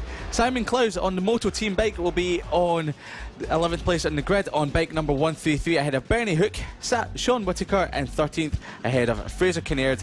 Daniel Gilbert in 15th spot ahead of Jason Pugh in 16th on bike number 8. Neil Kinnaird on bike number 83 and 17th ahead of Alistair Kinnaird on bike number 5. Roger Monks in 19th, and it's going to be Vince Bailey running at the top 20 ahead of 134 Iona Glover. Well, Iona Glover is getting up to the positions in the grid, but the number 28 rider Brad Ray will start in 5th place. We mentioned him just a few times. The likes of Jamie King and Harvey Claridge also ones to keep an ear out for, but no Charlie Nesbitt, I'm told, as well. So as they get underway now, green flag has gone as one rider immediately pulling off to the side of the grid. Not sure who that is. They are on the bike. They've just pulled off, so a technical problem with that bike, you could suppose. But Jamie King gets a good start. He's just about leading from Harvey Claridge. Harvey Claridge was going side by side up towards the infield for the first time. Claridge up the inside, so Harvey Claridge leads this race. 2nd place for Jamie King, 3rd place for Bradley Ray, 4th place at the moment, I'm not too sure, but it's the number 421, I believe, who is the one that stopped on the grid, Liam. That's Matthew Bolsover, has pulled off at the start of the grid. Very lucky to not be hit by any riders behind them as he started in 7th position. But Harvey Claridge up into the lead of this race through the tight and twisty stuff, which he's been proving he's been incredible at throughout the whole season. Brad Ray's pushed down to 4th spot as he looks over his shoulder as he's got a bike problem. He wheelies across the line, maybe he's just having a little bit of fun out there, but Brad Ray down to 4th spot. But it's Harvey Claridge ahead of Jamie King. Will Howarth moves up to 3rd spot. Brad Ray down to 4th. Richard Holmes Williams in 5th. Ashley Midwood 6th. Ian Jackson 7th. Simon Clowes in 8th. Tom Ward 9th. And Fraser Kinnaird rounding out the top 10 as Matthew Bolsover sits at the edge of the circuit, not looking too happy with his luck in this race. But Harvey Claridge is pulling a great lead at the start as Brad Ray is getting hounded by Richard Holmes Williams and Ashley Midwood for 4th, 5th and 6th. Brad certainly enjoying some good racing this weekend here at Tattershall, and is up the inside, was certainly looking up the inside of Richard Holmes Williams, now under attack from the number 26 rider of Ashley Midwood. So over the line they come once again. Brad side by side on the inside line, riders right hand side of Richard Holmes Williams. No avail though, so couldn't make the position through. It is Harvey Claridge 0.5 of a second ahead of Jamie King. Will Howarth is in 3rd place, also the first of the Moto Team riders. Great riding from Will Howarth, fastest lap so far, and challenging the back of the number 76 rider. Then behind them it is Richard Holmes Williams. Brad Ray still under attack from Ashley Midwood, and in fact has been passed by Ashley Midwood. So Brad Ray down another position, heading up towards turn number 7. Followed by Ian Jackson and Simon Clowes, Tom Ward and Fraser Kinnaird, the top 10. Matthew Bolsover has returned to the pit lane, so unfortunately is confirmed out of this race. Almost a change for 2nd place as well, heading into turn 1. Jamie King coming under increased pressure from Will Howarth as they go through turns 2 and 3. Harvey Claridge not feeling a problem. Jamie King is being attacked heading into turn number 4. Yes, Harvey Claridge has pulled a bit of a gap at the top of the field, and it's Jamie King that's going to be feeling the pressure from Will Howarth. As you said, Dan, earlier on, set the fastest lap of the race. Can we see a Moto Team rider win it, the first outright race of the year? Oh, a bit of a moment there from Will Howarth, out of the seat, out of turn number 7 there. That's okay, still in the lead of the 3rd spot in the race, but still He's all over the back of Jamie King. Through the final turn, Jamie King has a bit of a moment. Will Howarth get alongside him? Yes, he does. Late on the brakes at turn number 2. That is into second spot. That is Will Howarth into second spot in the race, and chasing down your early race leader.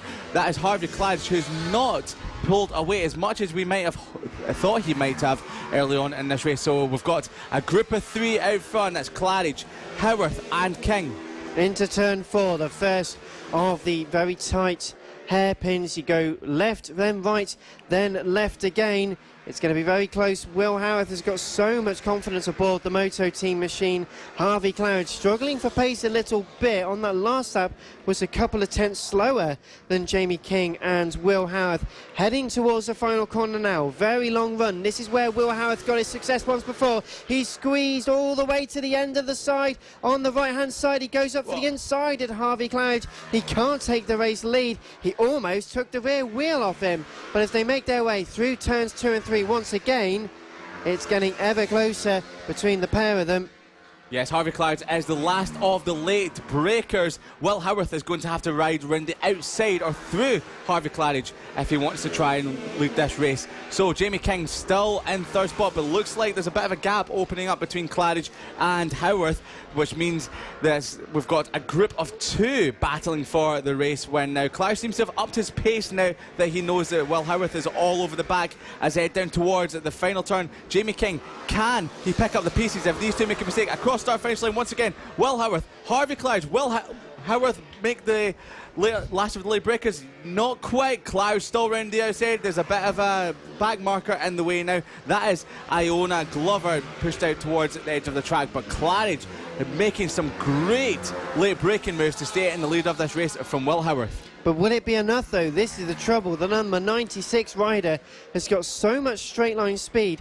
Okay, they can just about keep it up in the infield sections, but Harvey Claridge is using every inch of the road in order to stay ahead in the race lead so far. We're on lap 6 at the moment, 7 laps to go into the second last corner, and Will Howarth tucked in right behind the number 16 rider.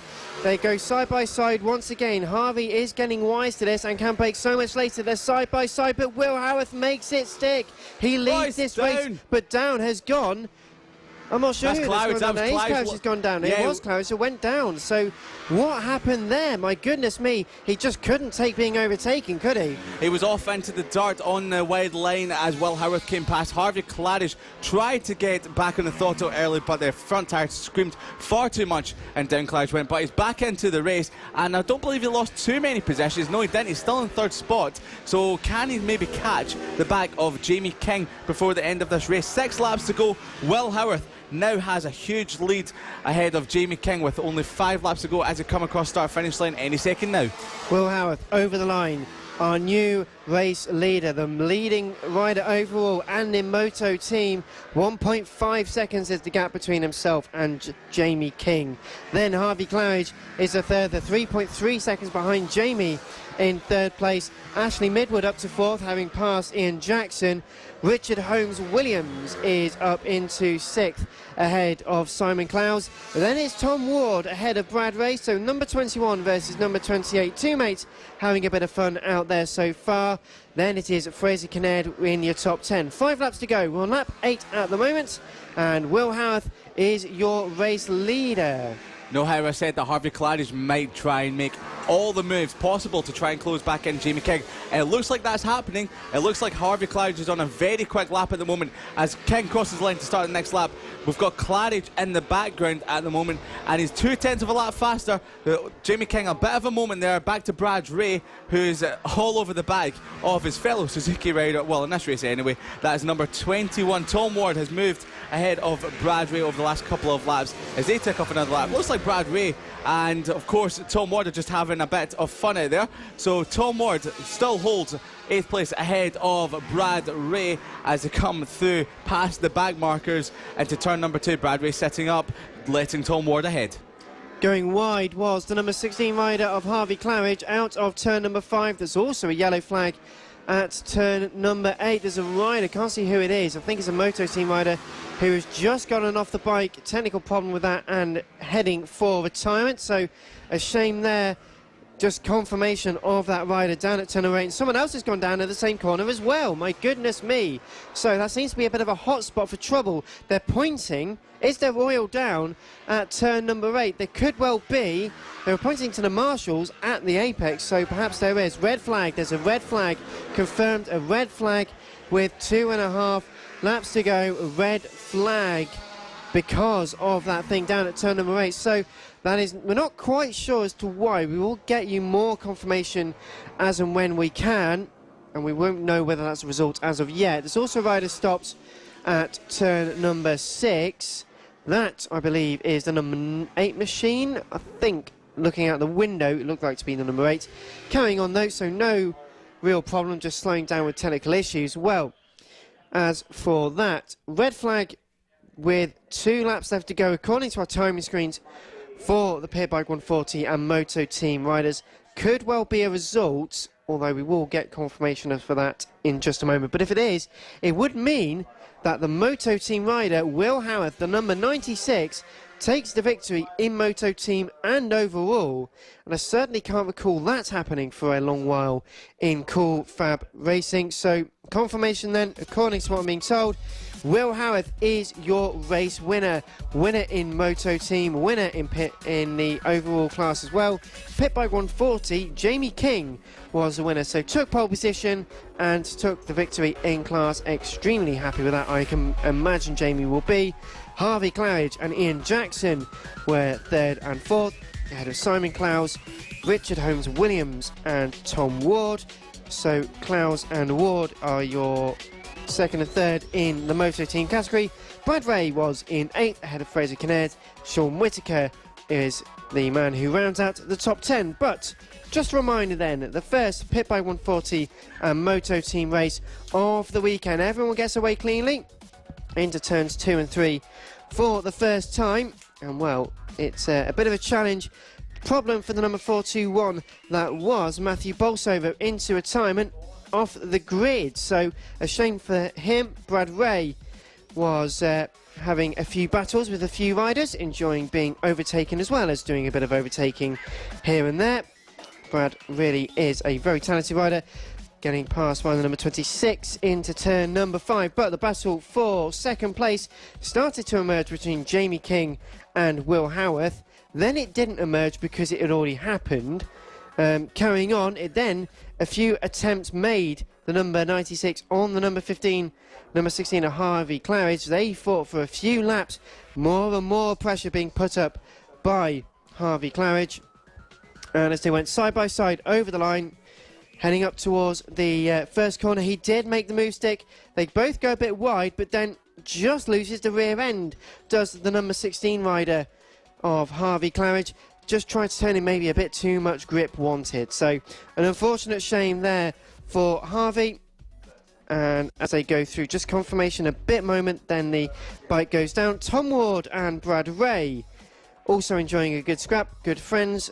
And as they make their way over the line, they continue to fight on for the end of the race. So confirmation, one rider stops, about to head back to the and then another pointing to the apex and sort of waving. Red flag then coming out, which then ended the race. That was confirmed as a result. So that was it, as we also had a Moto Team rider stopping on circuit right at the end of that for the race for the Pit Bike 140 Moto Teams. They are putting down some sawdust and chalk dust, so it's not... There are a few moments the marshals are taking out to just clean up all the oil and residue off the corner, and we'll go for a slight breather after some very fiery and intense action here. Thank you for joining us. This is round 4 of the 2019 Cool FAB-Racing British Mini Bike Championships. It's Liam Hodgins and Dan Marr here on commentary. Thank you for joining us. It's great to have you here with us in the baking sunshine in Lincolnshire. Well, it's all very exciting. I need a breather, Liam. Yeah, you and me both, mate. I think we all need a breather here. As you said, that the track is heating up out there, and of course we've got a lot of fantastic race action still to come. Of course, the Junior LC40 Elites and the Senior Mini Motos. So we will be right back, so don't go anywhere. This is Cool FAB-Racing. Live coverage all season on the FAB-Racing Facebook page and on the website FAB-Racing.com.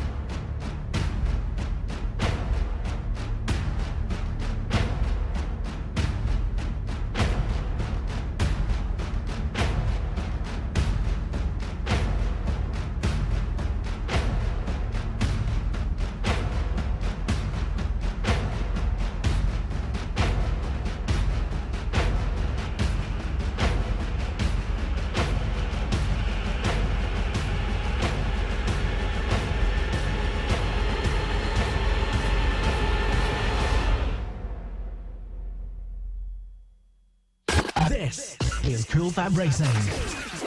Live coverage all season on the FAB-Racing Facebook page and on the website FAB-Racing.com.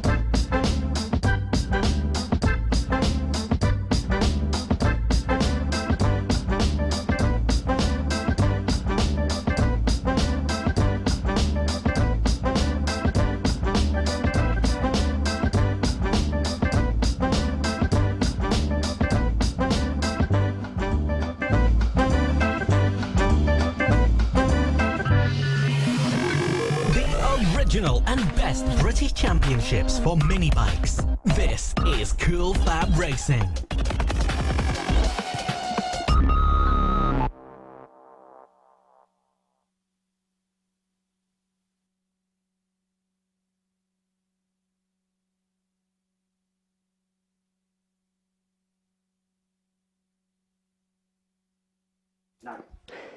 Round 4 of the 2019 Cool Fab Racing British Mini Bike Championships. We're at Tattershall in Lincolnshire, ahead of some fantastic racing. We've had some spicy action out there so far, Liam. It is Liam Hodgins and Dan Marr here in the commentary box, bringing you through all of the action. We're taking a temporary pause in our action due to some cement dust and some other sawdust being placed down to ensure some fluids have been picked up on the circuit. But if you could just talk us through quickly, Liam, what they're doing and why they're doing it. I thought you were going to ask me to talk me through some of the broom skills that's going on out there. But That's really I just thought it was interesting, I Liam. thought I it was wasn't quite gonna funny. watch They all that. standing around there as they watch one person just brush away as there was another 9. Yeah, so it looks like there was some liquid put down in the circuit there. So it has to be covered up before we continue with the racing action here today at Tattershall. Now, from the previous race in the Pit Bike 140s and Moto Team Race 1, there was an incident at turn number 9 where a rider stopped at the edge of the circuit and another rider went down on what was the said oil. They stopped the race and there's been cement dust put down at turn number 9 and through turn number 2 and of course at turn number 4 as well. So we're waiting for that to be cleared up. Fingers crossed that'll be cleared up in a very short while and we will get back to some racing action for the LC40 Elite class and the Senior Mini Motos before the end of the day. So 2 races to go here on the Saturday. You'll be delighted to know we've got not just 1 but 2 sets of races tomorrow. We'll very quickly, the provisional order starting tomorrow will be at around 10:30. The first Mini GP50 race of the day, the second of the weekend, followed by the Extreme 200s. Mini F1 sidecars are third on the bill this weekend, ahead of the AC40 Rookies, the Mini GP70s, the AC40 Pros, the Pit Bike 140 and Moto teams, the Junior LC40 Elites, and then the Senior Mini Motos. That will round us out of the morning's action, taking us into the lunch break, and then around 2 o'clock we'll do it one last time ahead of the next round. So, as the riders are preparing to head out onto circuit, the Junior LC40 Elites are going to come out in just a few moments' time. There is one rider who's popped out, so I'm not sure why the rider has come out of the paddock. Talking to a marshal at the moment, trying to say, well, can I not go to the grid? Marshal probably saying, no, we're in the middle of something. I actually think that's one of the Senior Mini Moto riders. They're too tall to be an LC40 Elite. We can get some quite tall children. Yeah, but not quite that tall. He's been a very naughty boy, trying to get himself into another race. So he's heading back to the paddock after being told, no, you can't come and play for now. And everyone else just getting ready to get underway with the next race, which is the Junior LC40 Elites at the moment. So as they're cleaning up the fluids on the circuit, we must state it's not just water. If it was water, it would dry up pretty quickly, but it would be something like oil or could be coolant on the ground, which basically, especially as they're bikes where you've got a very little contact patch, if you were to slip, that could be quite dangerous. So the marshal's doing a good job. But let's have a reminder of some highlights as to what's happened over the course of the day this far. Extreme 200s were one of our first races this morning. And this afternoon, and as they got through the first turn, Liam, for the first time, well, it was all a bit chaotic. Yes, it was very chaotic. As you can see, Brad Ray making some moves as he was in 3rd spot in the early laps of the race. And of course, we had some moves further down the field, going into turn number 1. A couple of riders making moves up the inside of their fellow compatriots there. Hard racing throughout the entire race. Of course, Brad Ray there on bike number 28. The BSB rider was making some one-off appearances this weekend in some of the categories and chasing down 2nd spot very hard throughout the entire race there. But as we look down further through the field, field. As we said, there was some hard racing all the way down as we had Max Cook and of course Charlie Nesbitt, some former riders of the categories, moving in towards it for a one-off race this weekend. But it was of course Holmes Williams that picked up the race win in the Extreme 200s ahead of Brad Ray earlier on in the day, as we had some great racing through into turn number one. That was once again a Max Cook. Max Cook, great victory and great battle in that race. We have our riders back out onto the circuit now though, as we get ready for the second last race of the day. The Junior LC40 Elites head up towards the start-finish line. In fact, we say the Junior LC40 Elite does actually look like the Senior Mini Motos are going out now. So Senior Mini Motos are next on the bill, and we will get Senior Mini Motos are out next. They are heading up to the circuit. They're on the grid now, and we'll get the green flag lap underway in just a few moments' time. A good entry this weekend.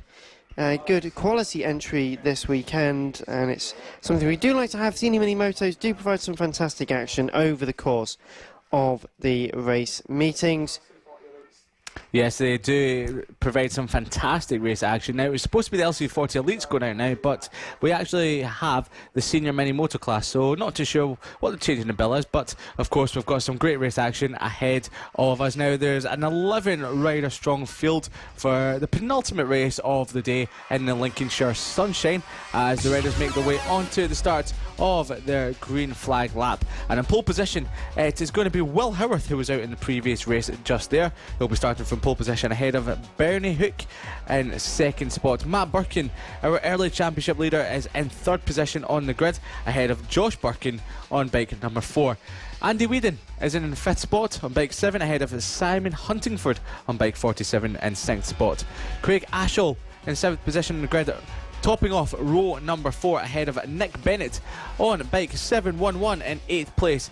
Adam Ambrose will be in 9th spot on bike number 21, heading row number 5 on the grid ahead of Aston Dean on bike 137 with a very Valentino Rossi-esque helmet from the early 90s. And of course, rounding out the runners and riders for the Senior Mini Moto class as the riders make their way round to the start of the grid, as it looks like they're making a couple of warm-up laps. It's going to be Ross Michael on bike number 79. So there's a couple of warm-up laps that the riders will be taking, presumably to see how track conditions are. Yes, and I think they might also be trying to mix the final bits of the sawdust and chalk dust just around to make sure it's not on the racing line, make sure no one slips on it, and as they should hopefully make the full grid at the end of this race, end of this lap. We've got one rider who's gone out without a front fairing, so basically running a piece of cardboard as a number board, which that'd be absolutely awful for your aerodynamics.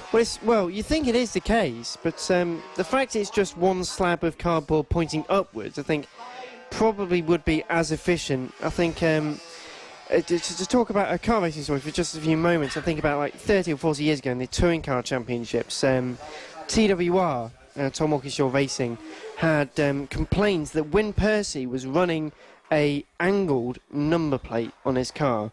Oh, right. As some kind of movable aerodynamic device. So the age-old argument. But will that be of assistance to that rider? We simply don't know. We will keep you up to date, of course. 11 riders are due to get out onto circuit, and they all look to be there. So we'll keep you updated. The 9-lap race in Prospect then for the Senior Mini Motos. And as everyone makes sure they are in the final positions ahead of the green flag. The green flag marshals are just walking up the grid now. So final checks being prepared and underway. All should be going well. Cloud cover starting to come in, so track temperature may drop a degree or two. Still a very healthy 21 degrees out there, so not bad weather, all things considered, but we are due to get the race underway. Green flag will be held up in the air in just a few moments. Bit of smoke from the number 96 Will Howarth bike. They do get underway though. A good start from Will Howarth. Heads into the lead for the first time. Second place, Matt Birkin and Josh Birkin duking it out at the moment. The two Birkins going well in the very early stages of this race. through turns 2 and 3 for the first time as well. Everyone has got through cleanly. No problems as of yet. So Will Howarth did make a good start. Got a couple of machine lengths. That's now been tailored back just a little. So it's a fight. First, second and third. Side by side for the race lead into turn number 7 for the first time. And well, Will Howarth, he has got the lead, but for how long can he retain it? Because it is by no means a certainty.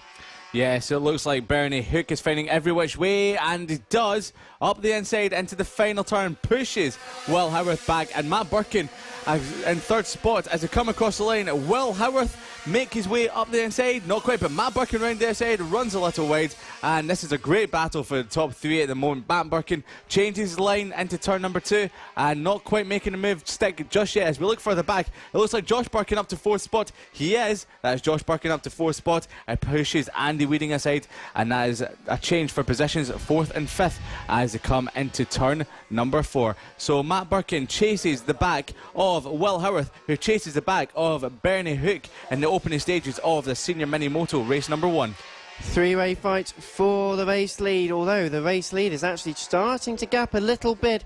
Even if you can get a small gap, that's all you need really to give yourself a bit more breathing room. Heading over the line, and it is the leader. Still, Bernie Hook is fighting away with Will Howarth. Will Howarth is in second place, side by side once again as they make their way over the line now.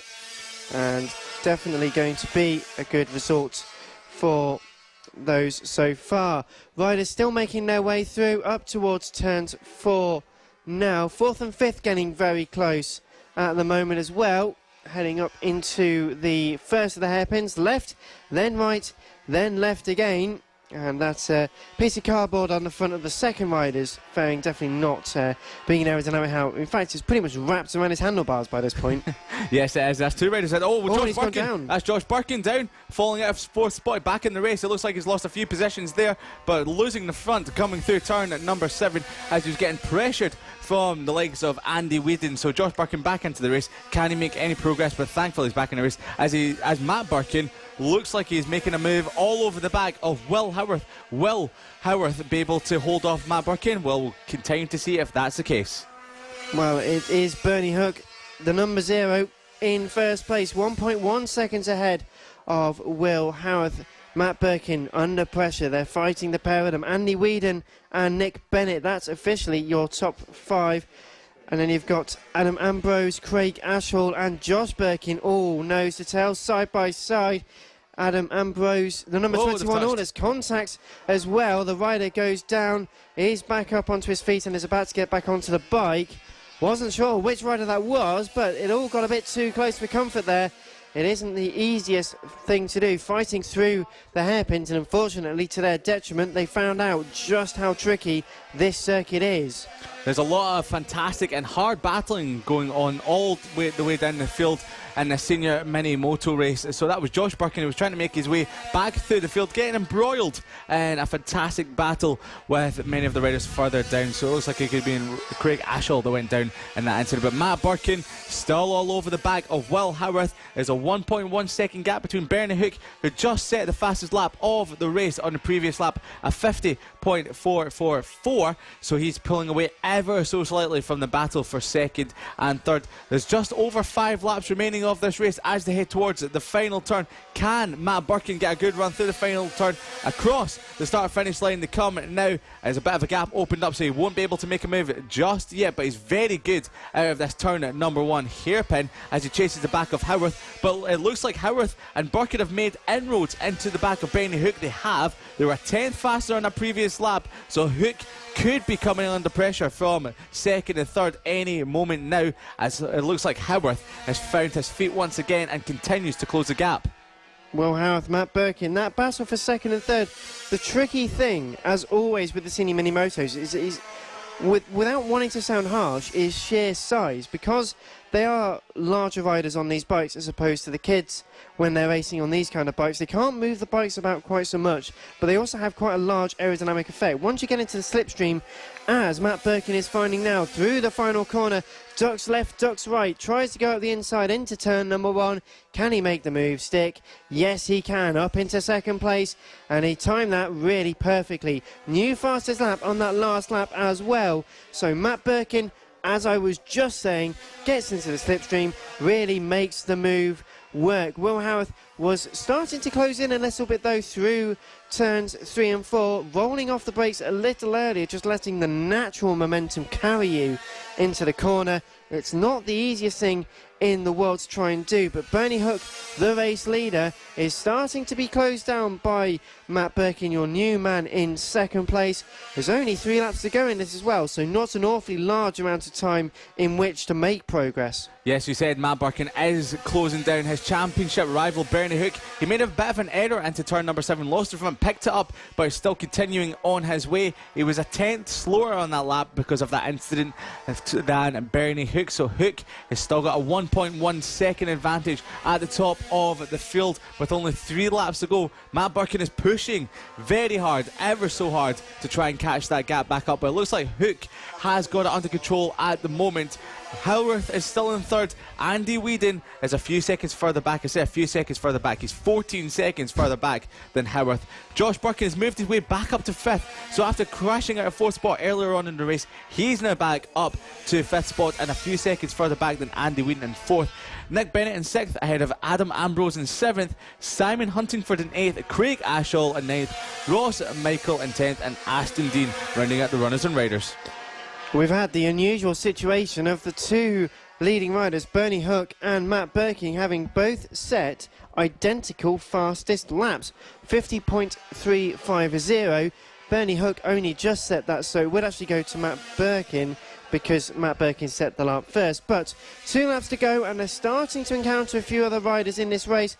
That's going to close up the battles somewhat. In fact, Matt Birkin being reeled in by Will Howarth just by getting behind someone else, and this is when he can really use a good slingshot out of the infield section, really just patiently making sure you can get that momentum, get the position on track when you need it, because when it hits, that is when it's key.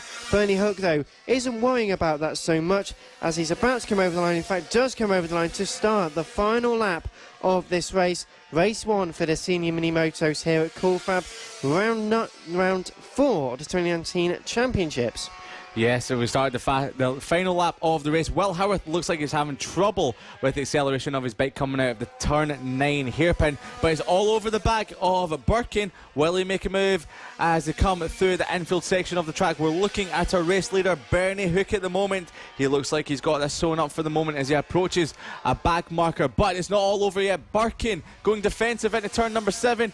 Can Howarth get up the inside? Will he get round the outside? He's great on the brakes, not quite yet, but is Birkin still holding the second spot ahead of Howarth. We've got Hook all on his own in the lead of the race. Coming through the final turn, it's going to be Hook increasing his championship lead. That is Hook taking the first race win of the weekend ahead of Birkin, and of course Will Howarth rounding out the podium positions. We've got to wait an age to wait for 4th position. Can Birkin, Josh Birkin I'm talking about, catch the back of Andy Whedon as they come through the final turn? Not quite. It's Andy Whedon still holding 4th spot on bike number 7, the cardboard numbered bike number 7. Josh Birkin, great recovery from Birkin there after crashing out of 4th spot. Drop back down the field, he's back up into 5th. Nick Bennett comes across the line in 6th spot. Adam Ambrose, Craig Ashall, Simon Huntingford will be coming across the line any moment now.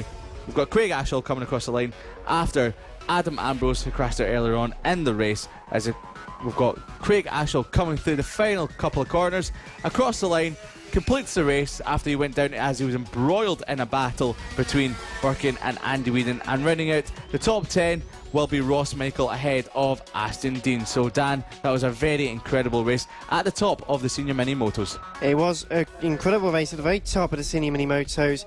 Good start by Will Howarth, led over the line for the first time, then slowly but surely Bernie Hook and Matt Birkin close in, just making sure that they are closing in. having a great scrap, as have for the rest of the race. A few other riders making a few mistakes, a couple of tumbles. No real damage done, but pride certainly hurt in that instance. Side by side, further down the field, the number 7 of Adam Ambrose getting well and truly in with the action. Craig Ashall and Nick Bennett enjoying some close battles once again. So further and more contacts in that race. They go up, they go down. The bike barrel rolls around, but did manage to get it going in the end. No problem, but it wasn't a problem for Bernie Hook either. He was the winner of the race. Matt Birkin in second place, and Will Howarth rounds out the top 3. So that was the Senior Mini Motos. This is it for the rest of the day now. It is the Junior LC40 Elite. They are on their green flag lap. Half a lap to go. And as we now make our way through the rest of the stuff, it's up towards the grid, and we'll get the grid for that in just a few moments' time. Thank you for joining us. This is coverage of round 4 of the 2019 Cool Fab Racing British Mini Bike Championships. It is the Junior LC40 Elites that head up onto the grid, and well, another 9-lap race in prospect. It's going to be quite the action-packed one, Liam. It will be indeed, as always, from the LC40 Elite. So it's going to be our championship rivals starting off the top of the grid. Johnny Garness leads the championship on 213 points at the moment. That is 62 ahead of Mason Foster. I say the championship rivals, well, they've had some fantastic on-track battles so far this year. As we look back towards Red Lodge, there was great battles between both of them for all 3 races. So fingers crossed we can see more of the same without, hopefully, any incidents. Nice clean racing at the front of the grid. So it's the final race of the day here at Tattershall, round number 4 of the Cool Fab Championship, and of course we're going to have Mason Foster starting from pole position on bike number 88 for the Junior LC40 Elite category, ahead of championship leader, that is Johnny Garness. Emmanuel Brinton will be starting from second on the grid, from third on the grid, sorry, on second row on the grid, ahead of Samuel Munson on bike number 72. Ronnie Harris will be next up in 5th spot on the third row of the grid, ahead of Josh Bannister on bike number 2 in 6th position. Clayton Edmonds on bike 146 will be in 7th spot, ahead of Ethan Sparks on 62. Cameron Sewell on bike 100 will be in 9th spot, and rounding it, the top 10 will be Charlie Huntingford on bike 76. The 6th row of the grid is led by Henry McCartney on bike number 31. Warwick Brady will be next up on bike number 99 in 12th spot. Greg Marshall in 13th ahead of Finn Wedity. Ruben Bray in 15th spot ahead of Max Wedity. 16 qualifies for 9 laps of racing here at Tattershall. We have got the final. This is it, the final race of today.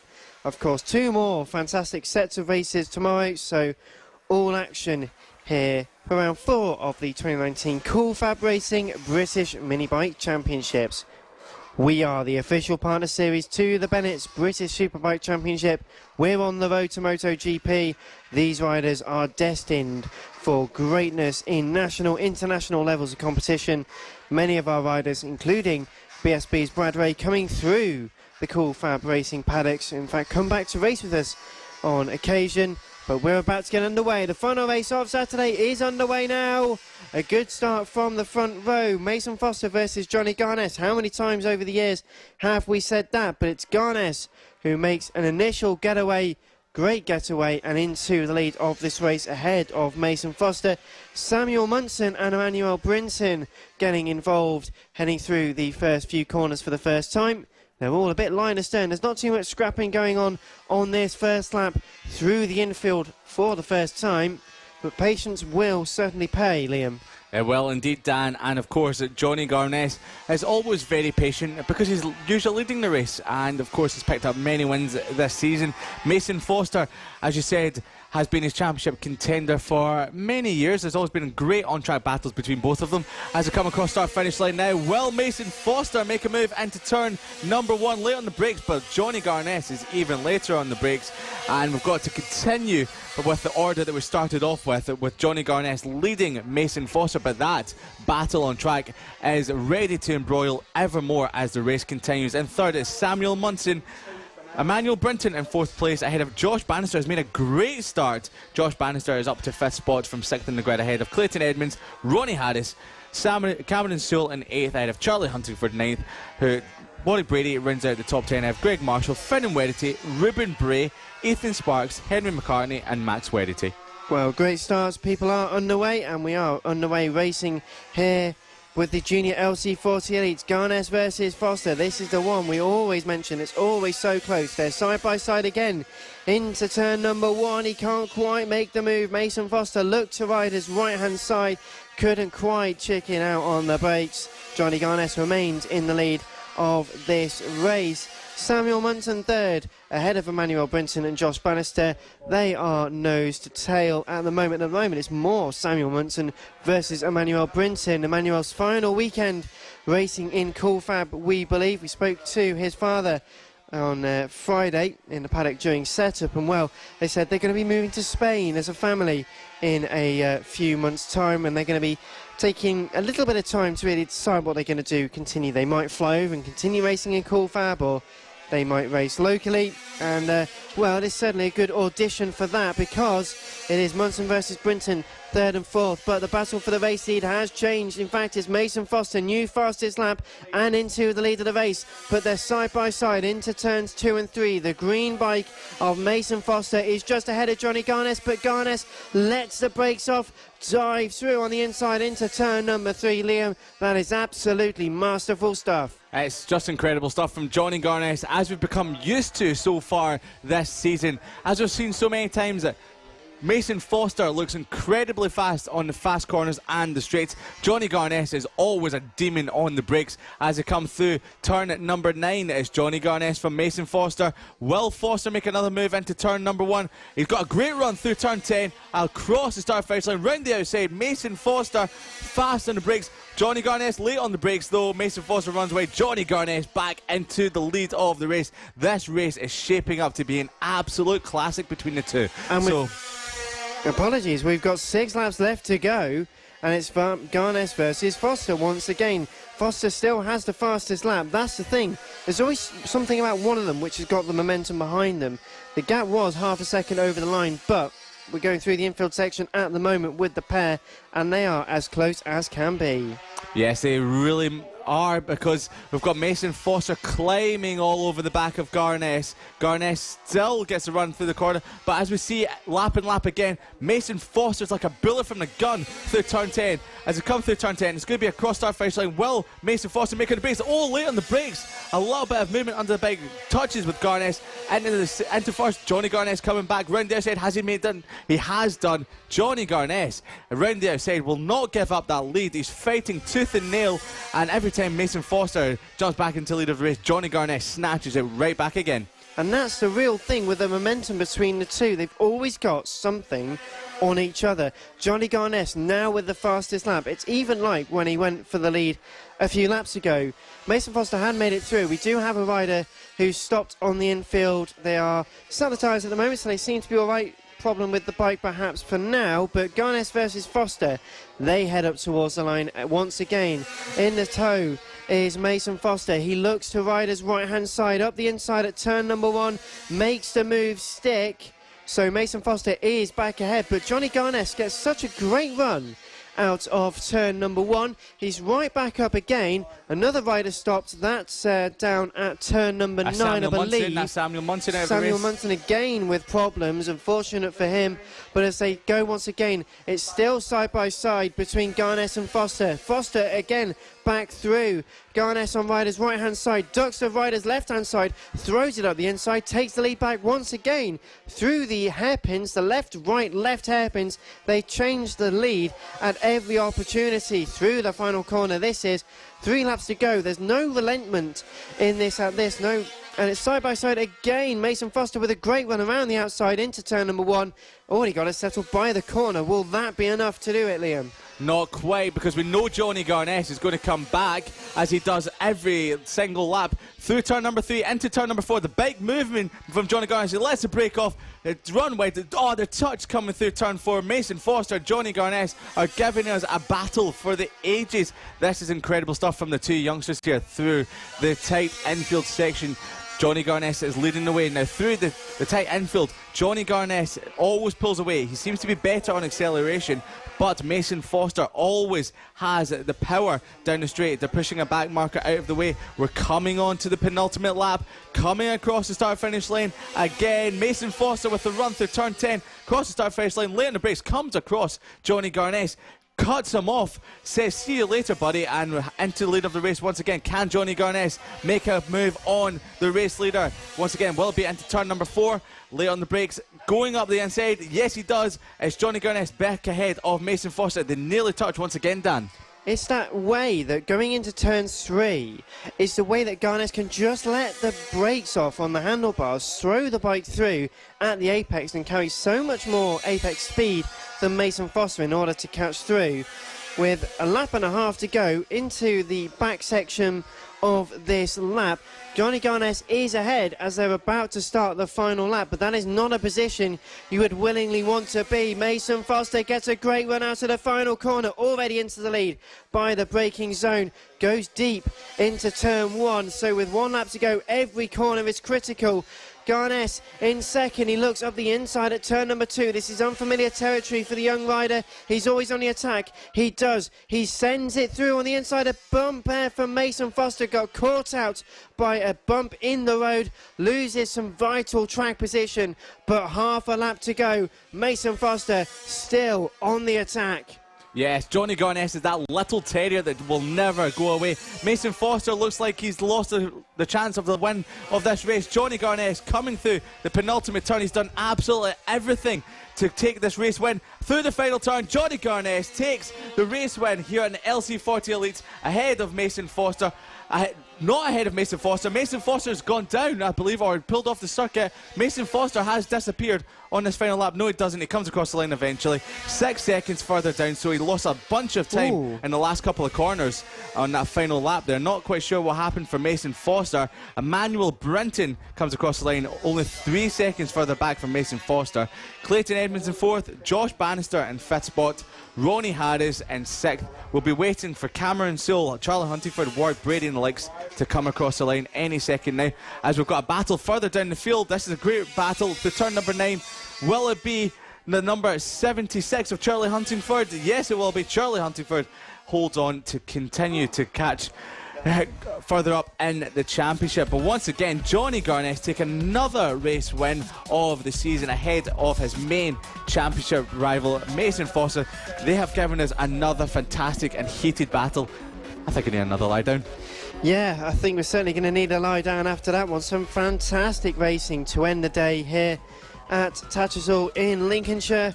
The junior LC40 Elites never fail to disappoint in the action. But let's catch a few highlights of what happened in that race. Well, it certainly started well. Good start for Johnny Garnett ahead of Mason Foster. Emmanuel Brinton got a good start as well. Josh Bannister, though, great run from Josh as well to score 5th in the end. But it was about this magnificent battle between Garnett and Foster. You almost feel like you've got to replay the full race in order to get the highlights of it. The battle was so good all the way through the race. Mason Foster would get a good run out of the final corner, then overtaken on the brakes. Johnny Garnett would then overtake coming out of the final corner, and the final few corners, almost a few touches. In fact, there were a few touches. Samuel Munson in strife, not for the first time today, unfortunately, although we do look forward to having him back out and everyone out tomorrow. Side by side again, into the infield. Dominant from Johnny Garnett, the way he could just handle the bike and use all the available grip, whereas many riders just would struggle to be able to do so. Still, though, Garnett and Foster fighting side by side, just releasing the brakes up to turn number 3, just having a little bit more speed at the apex, flying it through. Mason Foster had nothing to respond with. That was that really for that race. But Mason Foster and Johnny Garness, they continued to fight, looking over each other's shoulders, but the decisive mood, it was Mason Foster who would come in second, and Johnny Garness, your race winner here. Junior LC40 Elites, and some fantastic action in that, Johnny Garness. Well done for a great win. Thank you for joining us. This has been some great racing today here at Round 4. Liam, just give us a bit of your personal highlights. Oh, there's so many highlights of today. There was the Mini GP 70s that gave us great race action all the way through. Obviously, the Senior Mini Motos, the pit bike class, and of course, running off the day the way we did with the LC40 Elites. Mason Foster and Johnny Garness, once again, those two don't give an inch when they're together on track. They will they will basically fire up the inside and do whatever they can to win the race. So it's a championship battle that Garness is still leading the way, and of course pulling ahead ever more, but you never know with those two. It can go either way. Mason Foster can come back tomorrow and take a double victory. Well, that may well happen. We will wait and see to have more interesting and brilliant racing. Thank you for joining us. This has been live coverage of just the Saturday races here at Tattershall. We've got 2 sets of races to go tomorrow, so join us bright and early for the action. Don't forget you can join us on the archives, on motorsport.radio and on the Cool Fab Racing websites, where you can catch all of the racing as it was from many, many moons ago. Thank you for joining us. It's been some great racing from Liam Hodgins and Dan Marr. Until tomorrow, goodbye from me.